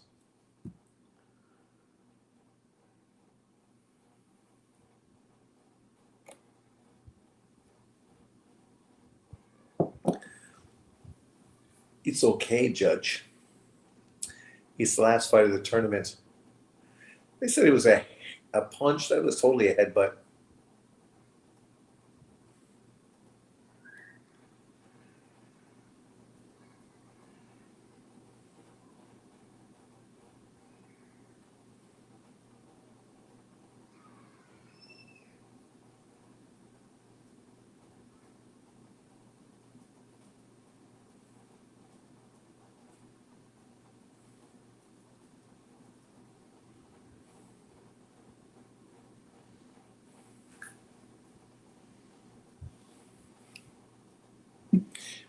Dmitry Pirog. Yeah. Dmitry Pirog was a great fighter. Too bad fucking what happened to him. What a fucking terrible situation. Like, imagine how much different Golovkin's career could have been if the first fight of his career would have been Pirog, right? Pirog would have been a fucking legendary victory on Golovkin's resume in his first American debut. It's also disappointing he didn't get the Andy Lee fight, obviously in Kazakhstan. That fight was signed, sealed, and delivered, but then, of course, Golovkin's father passed away, and the fight was canceled, which is disappointing. Have a big fight in Kazakhstan defending the middleweight title against Andy Lee. That would have been excellent. Sometimes shit doesn't work for you. And look at that cruiserweight champion there with his flat fucking nose. He's been there all week.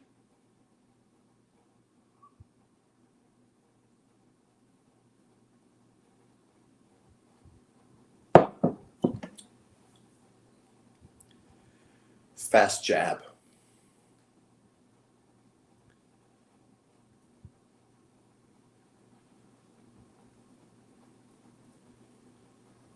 I bet there's a lot of fucking drinking going on. All those fucking Russians.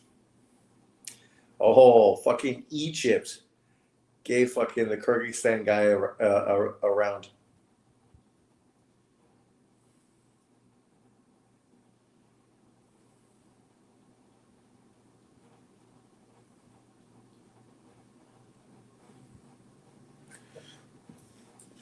You ever see those fights where a dude fucking runs into like a bunch of drunk dudes in the street in Russia and like fucking knocks 3 dudes out with punches? It looks like this guy.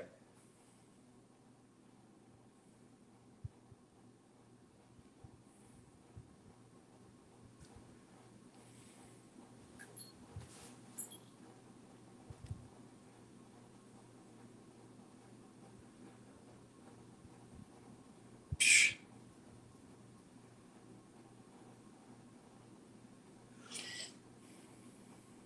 You already won the fight. You can take it easy. Use your jab, use your feet.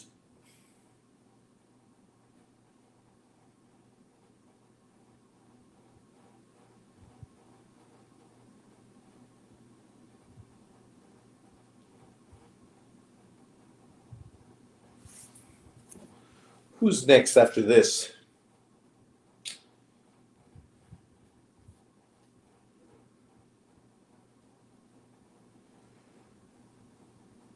Oh, yeah, the next guy's good.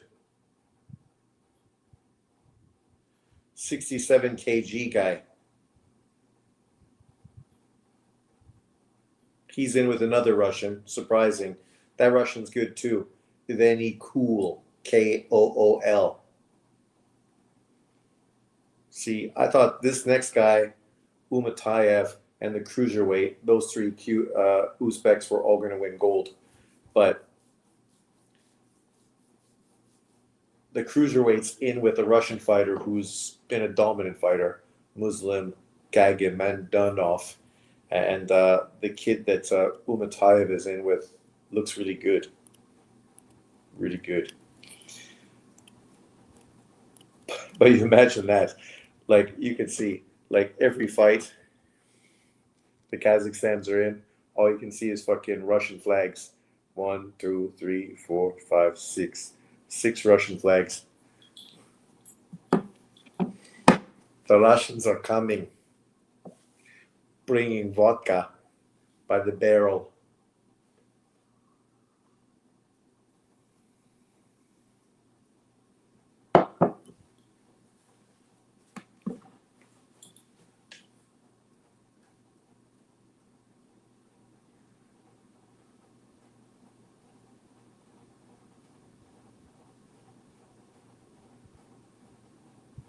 No point putting your hand up, dude. You already fucking lost 2 rounds. Even if you win this round, you're still going to lose.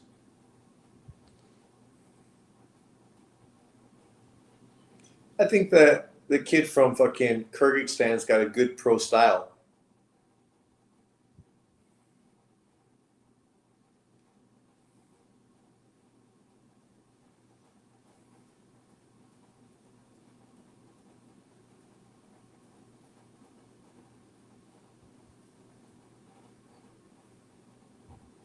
Who's that Russian guy that fucking got all fucked up and now is like a vegetable? Because I think that's him that's there. I'm trying to think, what fight was that? What fighter was that? Do any of you guys remember? Let me see if fucking AI knows.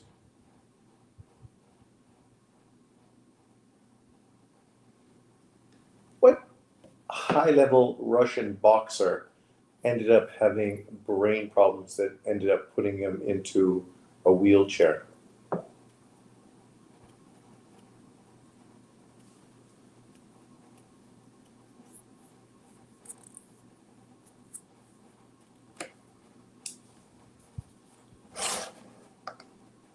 A unanimous decision. For the and blue now, corner. IBA World Champion is in the blue corner. Representing Russia. From Russia. Hey, better BF. Better BF is there. Decision 3 rounds to 0 with all the judges but one. A judge from Egypt scoring in 2 rounds to 1. And you can see from his reaction. That's what they want. They want to have better BF Bivol on fucking IBA tournament, probably in fucking in Dubai. Magmenov, right? Yeah. Where is it here? Yeah. I just Googled it. Good one. You're on top of it. Oh, fuck. Come on. Oh, well.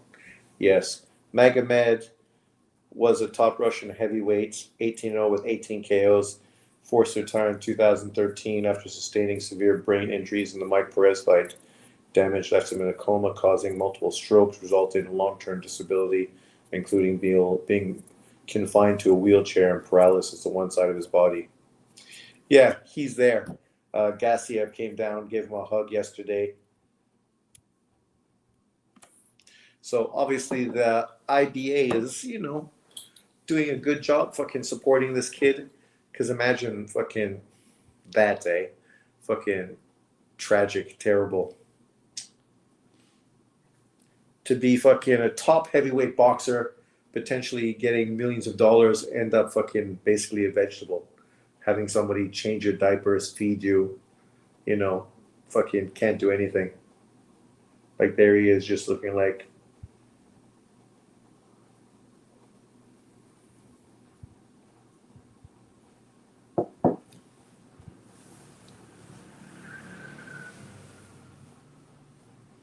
Is that his woman? You keep flashing to her. If he's fucking her, he's doing pretty good. He's going to have to make more than $300,000 to keep that bitch around.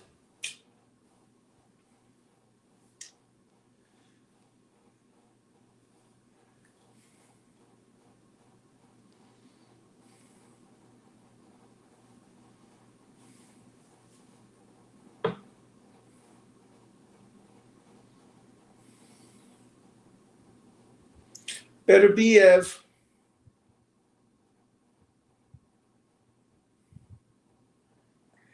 See, everybody in the fucking ring is Russian. They're all so proud that the Russians winning. The card girls are Russian. Every fucking buddy's Russian. The only people not Russian are the people that built the fucking place, which are Filipinos. Yeah. But the next fighter, the kid from Uzbekistan, he looks good. That is why there's a decline in boxing in America. I heard they used to have boxing in high school back in the day. They did. Yeah, they had boxing back in high school in the U.S. And then all the military people fucking had boxing consistently, right? Jails all had boxing. I remember growing up, they had the light heavyweight sort of jail tournament, right? And one boxer from jail was really popular. Who was the light heavyweight boxer back in the 70s that was in jail and his fights were televised?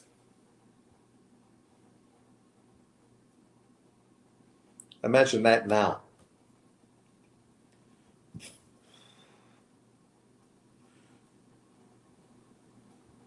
Yes, there, James Superfly Scott.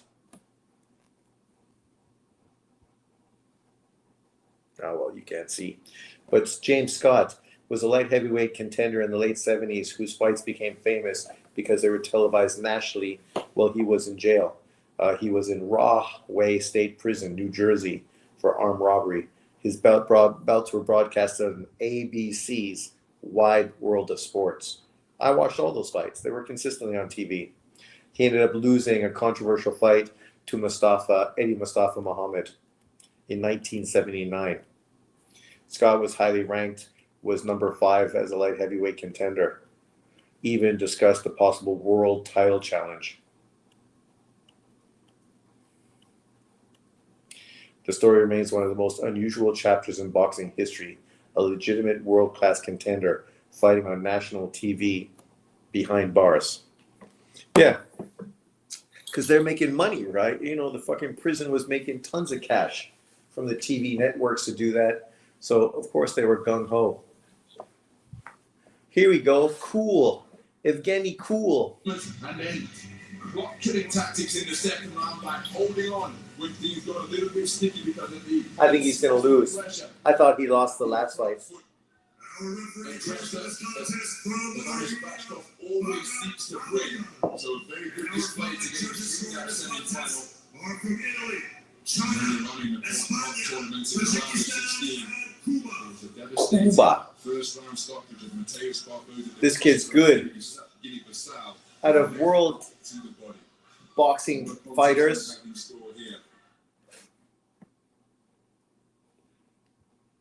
three Uzbekistan fighters. This guy is one of them who I rate.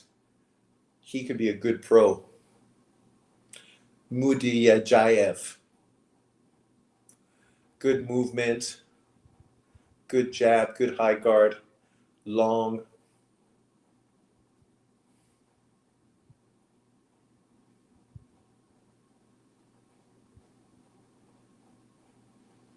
Come on, Uzbekistan.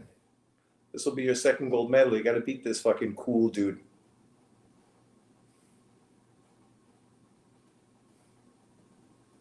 Good jab.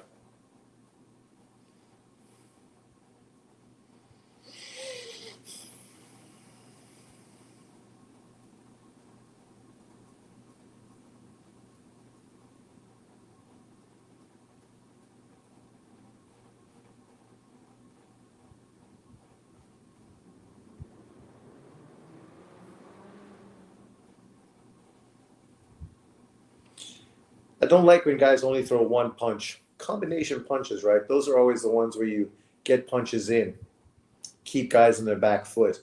When you throw one punch, you're always fucking available to be countered.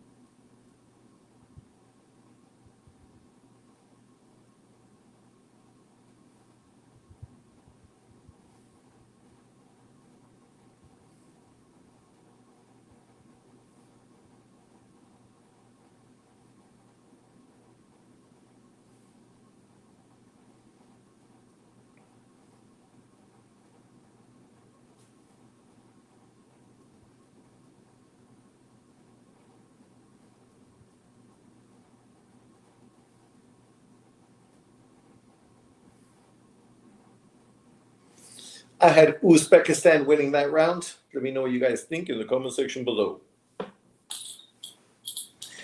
I definitely think this guy should win the gold medal. But as I said, I'm not surprised that the Russians fucking get all the decisions.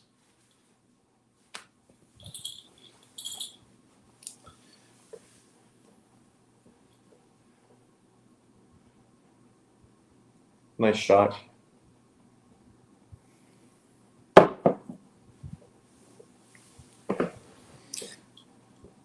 Ah, yes, there you go.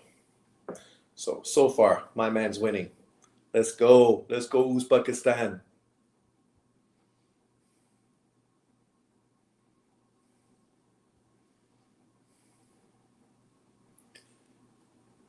She's skanky hot. Not my type, but I could see the appeal. Round 2. Let's see if my Uzbekistan fighter can win this round comfortably as well. You win 2 rounds, you won the fight, man. That's what happens unless you get knocked out.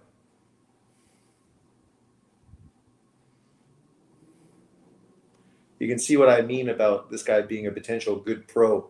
Good foot movement, really fluid. Changes his levels very well, going up and down.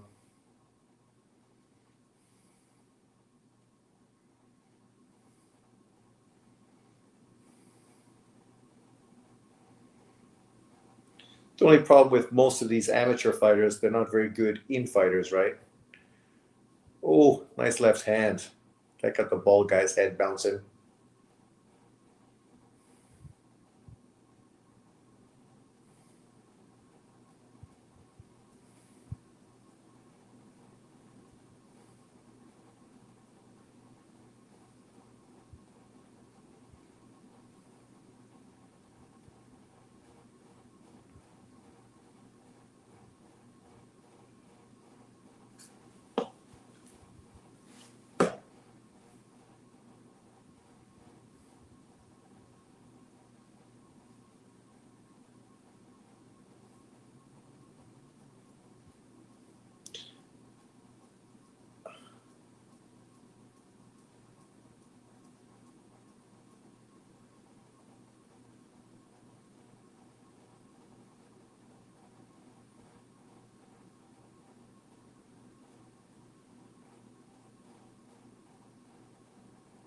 Nice right to the body from Russian.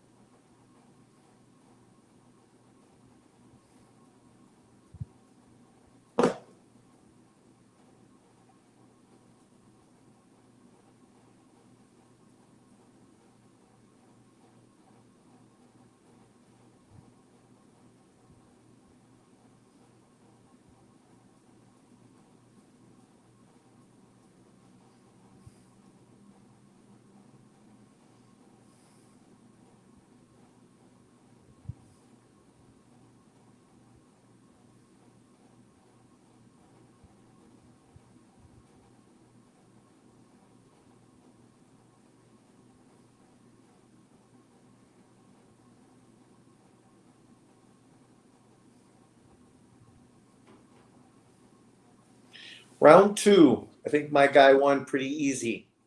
You can tell by the Russians' faces. Also, that guy's ex-world champion. Who was the Russian that was a good welterweight fighter and got caught by steroids, and then basically we never saw him fight again? Because that's him sitting there. He was a good fighter. He was kind of like a bigger Lomachenko, but then he failed like a drug test, and yeah. Then we never got to see him fight again.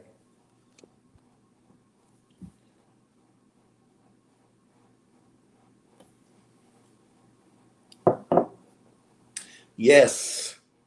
So Russia, 3 gold medals. Kazakhstan 2. Uzbekistan 2. But it's definitely a fucking Eastern European, Euro-Asian fucking domination. No Cubans, no Americans, no Brits. Round 3. In a pretty dominant performance from Mudingjukhayev. Yeah, trying to pronounce his name. Fuck, Jesus Christ.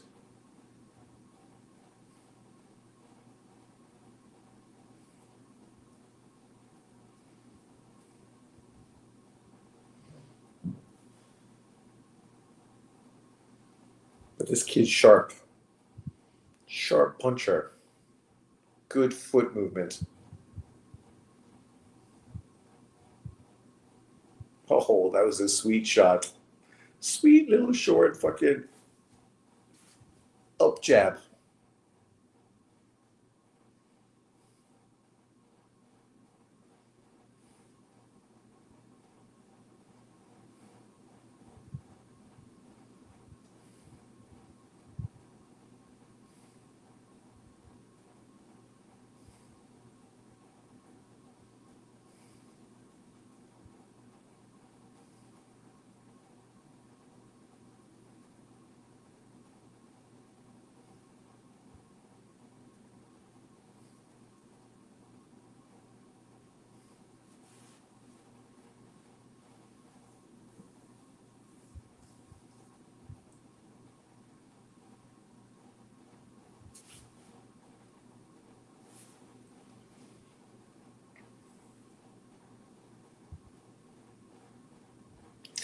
Yeah.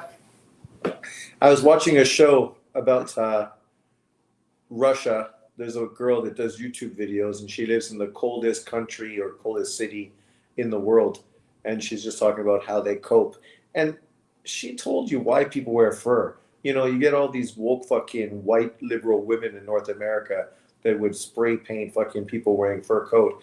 But there's a reason people wore fur coat. She was saying in the climate when it's minus fucking 50, the only thing you can wear is fur. Fur is literally the only thing that fucking keeps you warm. That's why they all have fur hats and fur coats if you can afford it. Obviously, it's super expensive. They say like women fucking save their whole life to buy a fucking nice fur coat, right? And then they have special boots where, you know, I don't know if it's fur lined or what the case is, but you can only wear those boots because other boots, your toes will fucking freeze. You know, they got like heated bus stops and fucking everywhere. It's like, Jesus Christ, man. I thought it was terrible living in Toronto, but fucking living there would be brutal. It's like we used to make fun of people that lived in fucking Manitoba because literally they got like tunnels in the universities, right? Because nobody wants to walk outside. Too fucking cold. Sean, are you okay with Shakur, Keyshawn being best friends for life and not fighting each other? I just made a video today, but the quality was too shit, so I can't upload it because I was walking, and for some reason, yeah, it's just not very good quality. I don't know. My new earphones are just different, or what the case is, or was more windier today, but I just don't see the fucking point of people consistently beating this fucking drum. Like, who gives a fuck? Like, the fight everyone wanted at 135 wasn't fucking Keyshawn and fucking Shakur. That wasn't the fight people wanted. That wasn't the fight people were asking for. It was Tank Davis and fucking Shakur. And now he's fighting Keo at fucking 140, and they're talking about Keyshawn Davis. We go to the judges at ringside. They see this contest. There's the midget. Points declare your winner by unanimous decision. Fighting out of the red corner, representing Uzbekistan, Asakuja Muni Kuchen. Oh, that's fucking Ali's son in the fucking ring, eh? Makes it back-to-back IBA World He fought last night on the Gassiev undercard.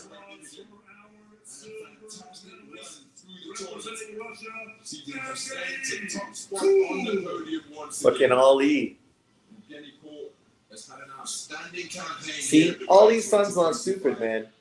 You know, you're not getting fucking big money and paid in America. You go fight in fucking Saudi Arabia on IBA cards. Outstanding work at the semi-final stage to eliminate the match off.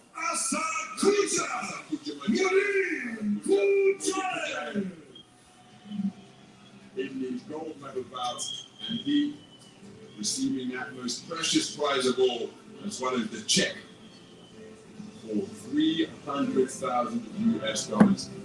Fantastic series. And he's thinking, which one of these bitches do I get to fuck? Ali. Yeah, I just think, what the fuck, man? Yeah, Ali's grandson is there.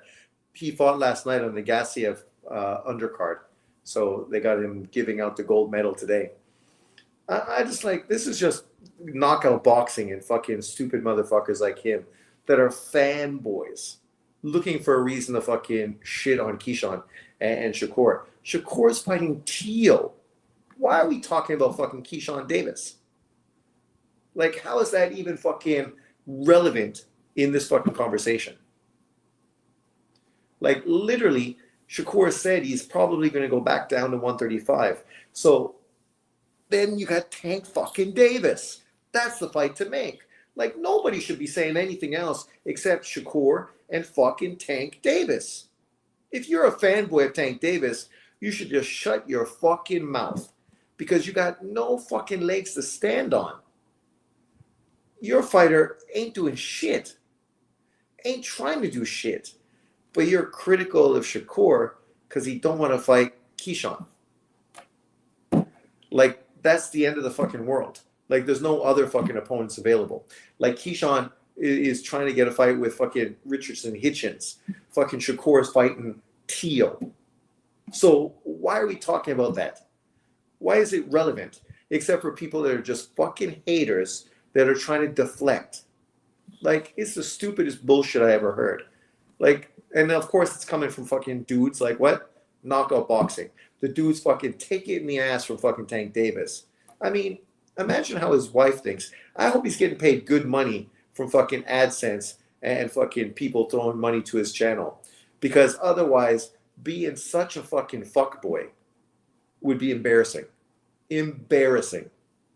Literally. You were a fuckboy for fucking Errol Spence. How'd that work out for you? Almost as bad as Deontay Wilder for fucking the LDBC. Now the LDBC's dick riding fucking Devin Haney like crazy. And you're fucking now dick riding Tank Davis, a guy who embarrassed you. Cherry picking fucking 130-pound champion in Lamont Roach, losing the fight, only fucking getting a draw because his promoter's fucking protecting him, and then not doing the rematch, but literally going to try to fight a fucking YouTube fucking guy. And fine, it's good money, but give me a fucking break, man. You're a world champion. Where's your pride? Like, what are you trying to do? Obviously nothing. You're trying to do literally fucking nothing. Sergei Koldenkov of Russia produced a very good performance yesterday. Another Russian. By unanimous decision against Literally only one fight card had no Russian. Turkmenistan. He got past Tiago Mutsanga. The fight before that, again, another pretty much perfect display. Dropped him with a left hand right at the end. And once again, Shan Ubanis and Yashpal, the European junior champion back in 2020. And like other fighters, No Uzbekistan fighter in this one. From Kazakhstan. Can Kazakhstan get his third gold medal? I think Zuzupov going to win from Kazakhstan. Was a similarly prolific youth champion. He's good. The reigning Asian senior champion, claiming gold last year at 71 kilograms from the event in Thailand. Here he got his It'd be 3 Russians, 3 Kazakhs, 2 Uzbeks, with my favorite fighter coming up next. To make it 3-3-3. Taking that one in unanimous point decision verdict. 3 World Championship bronzes already in the Elite Senior Championships in Hamburg 2017, against Katzenberg 2019, and Belgrade 2021. The 2016 Olympian in search of his first Elite Senior title here in the 71 kilogram light middleweight division.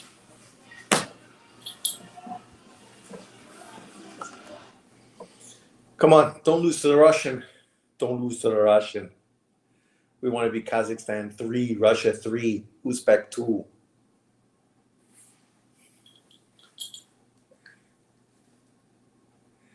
Round 1. Sergey versus Ablia Kahan. Sergey is much easier to pronounce, that's for sure.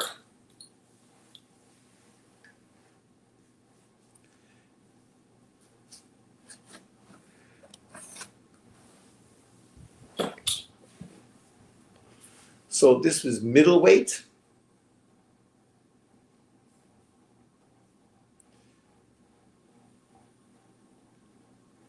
$71 kg.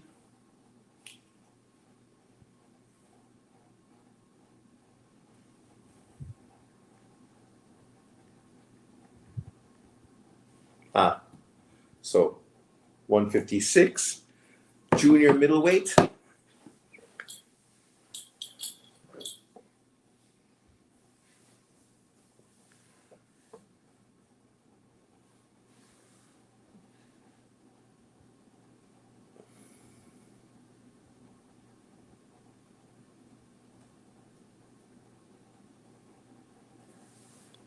Oh, it's fucking leaping right hand from Kazakhstan.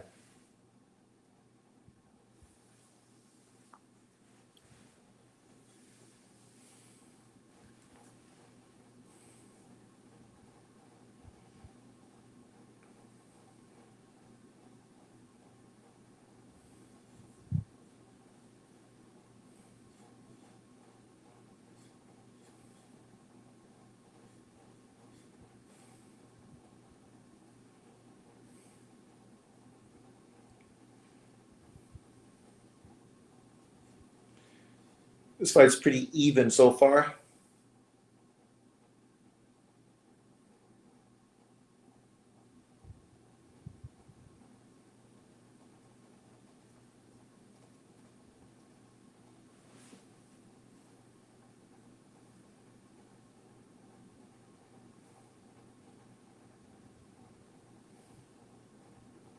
That lead right hand is effective.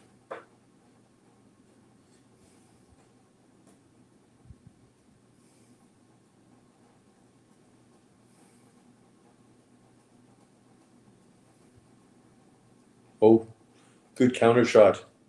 Hurt the Kazakhstan. He got buzzed there for a second. In a round, I thought he was winning. That could be the difference maker.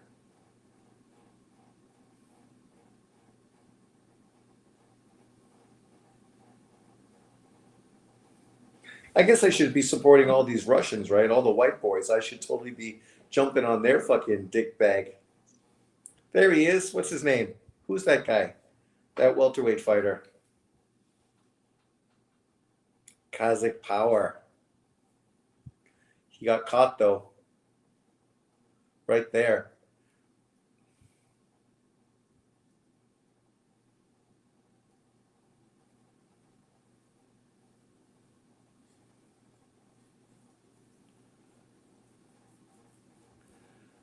Oh, 4-1. So Tunisia gave the Russian the round.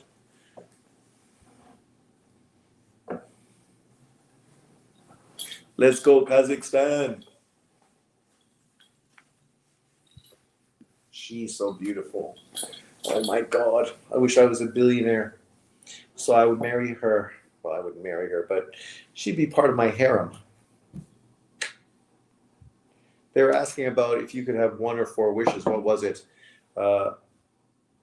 Get paid like, fuck, I don't know what it was. $250 million. Something else. And one thing was be able to control anybody. I said control anybody. If you could control anybody, fucking your life is easy. You can get whatever you want. You can control everyone. You want money, sex, fucking anything you want.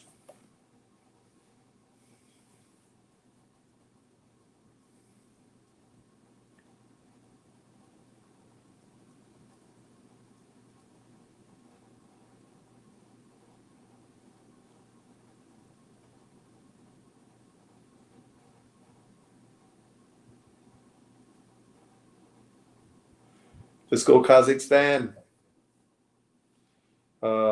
Late to the party, Sean Fury, AJ has been announced. Has it been announced? If it happens, who do you favor? Happening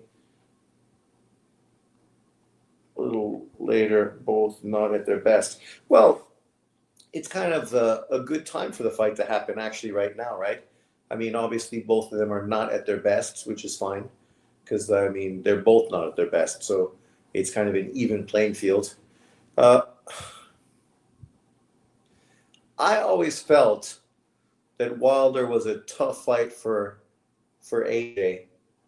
Wilder was easy work for Fury. And I kind of think Fury is easy work for AJ. Not easy work, but I kind of lean towards AJ in a Tyson Fury fight.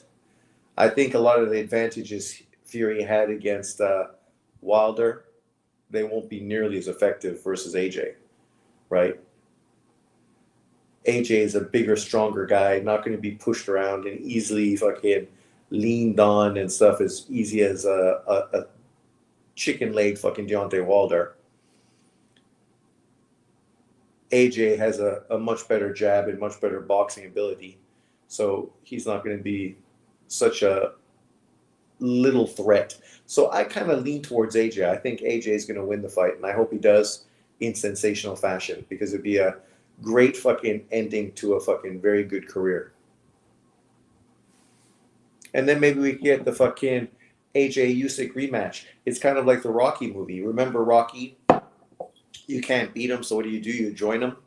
So that's what AJ is doing right now. He's training with Usyk's team. So, you can't beat him, you join him. So now he's joined them. So, it's going to be an interesting trilogy fight. Now you worked with them.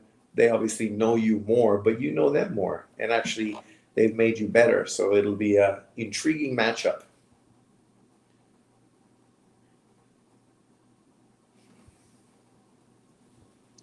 But it's good that was announced. I know that's what they were saying. That obviously Turki Al-Sheikh had said that they're going to make the fight. They agreed to it, AJ's team, and they felt confident that obviously Turki Al-Sheikh would convince Fury because that's what he does. I think Kazakhstan's got this fight. Kazakhstan.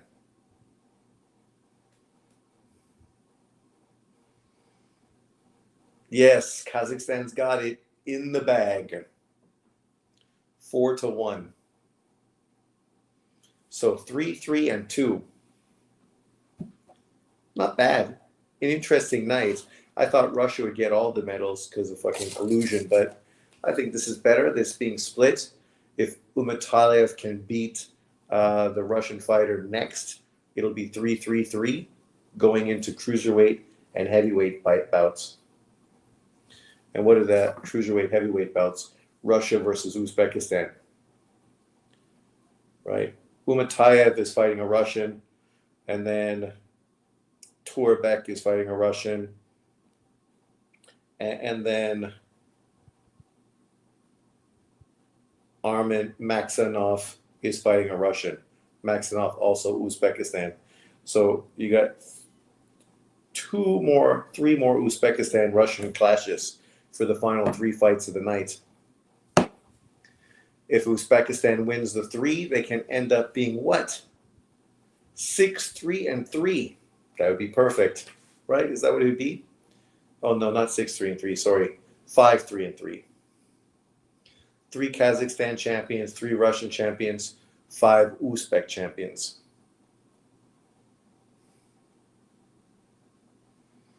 Matching their gold medal winning Olympic results. I'm curious. Let's ask AI just to see which people are returners.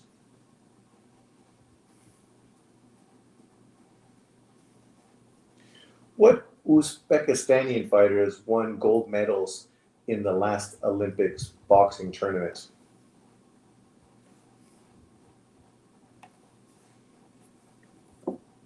Hansboy Dumzadov, of course he won, but I don't know who else won.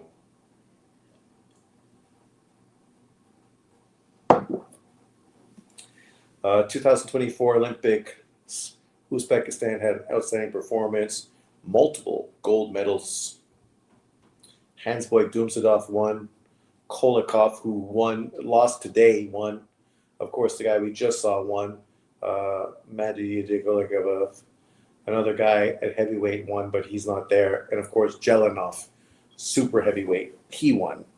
So 5 out of the 7 potential gold medals they won. Wilder Usyk, I like it. I know people were hating on it earlier, but I'm like, obviously it's not the fight we're fucking going crazy for, but let's be honest. What fight right now could Usyk take that people are super hyped about? Parker? Come on. People thought Parker deserved the fight, but people weren't overly fucking excited about it. The fucking German guy, Turkish German guy, that's the fight I want, but I don't think fucking it's a fight that really means too much. Otherwise, fucking Turki Al-Sheikh would be pushing for it. And then you have Wardley. I mean, obviously that's good for the UK crowd, but outside of the UK, does anyone even know who fucking Wardley is? So Wilder's got a big name. Sure, he's past his prime, but he's the last remaining top fighter from that generation, right? In all honesty. So I think it makes sense. I would have preferred Wilder fight Ruiz, right? And the winner of that potentially, then you could justify getting a Usyk fight. But, it is what it is. Most AJ opponents seem to respect him. Ruiz, Usyk, Chisora. Well, I think he's a fucking real dude, right? So I think when they talk to him, they fucking respect him as a man. You know, he's not full of shit. Eventually frustrated, and at one point he held his hands out to say, "Stand and fight me! Stop this sticking and moving! Or And stop now, this ladies and bleeding." But I think gentlemen, it's a man who's moving in the after gold three medals. full rounds, Oh, yeah. the Kazakhstan judges won. at ringside, they see this contest as a win on points, declaring your winner by split decision. Split? And now the IBA World Champion, fighting out of the blue Yeah. corner, I don't know how you could give it split decision. Kazakhstan. Oh, 4-1. Okay, 4-1. Well, we've seen that kind of reaction before today, that just visceral scream of joy. He's got it forward, he's dropped that final round actually. He just won $300,000. He should be fucking happy. For the young Russian, it's not bad. You just got paid $150 million.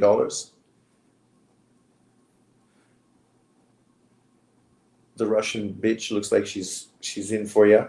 You could like bring her back to your hotel afterwards. Get down, get dirty.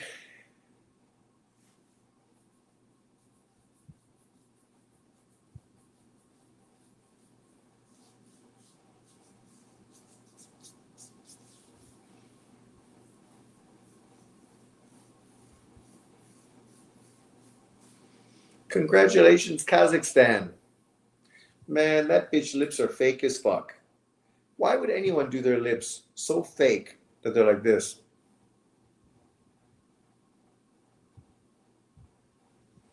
Does that shit look sexy? Should I do my lips like that?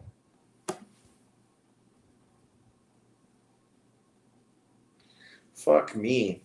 If that bitch came up to me, I'd be like, please. There's more plastic in you than fucking the dildo you fucking use. Stay back. Move. Nobody wants to hit that. Plastic fucking tits, plastic lips, more fillers than fucking real.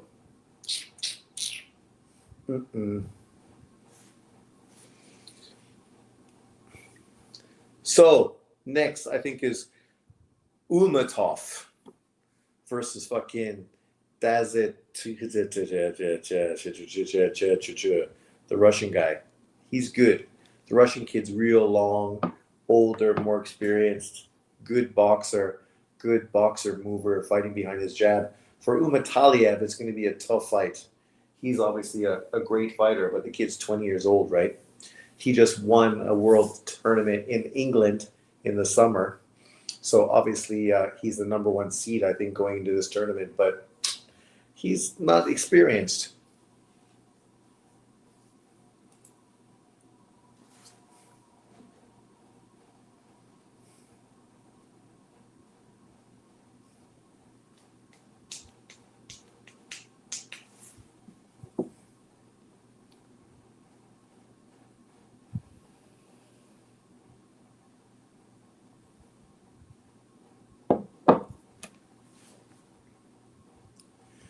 The Russians going for the knockout.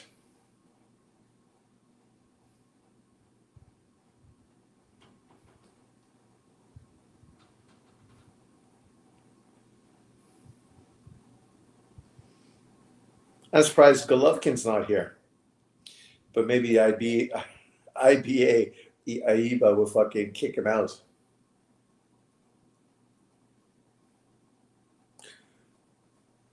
Kyrgyzstan, Turkmenistan. You can understand why Russia was so dominant back in the days when they had all these athletes fucking fighting together. Oh, we still have one more fight. Another Kazakhstan, Russian. So whoever wins this is going to be 4 gold medal winners for the middleweight division. 4. Let's go Kazakhstan. Better BF.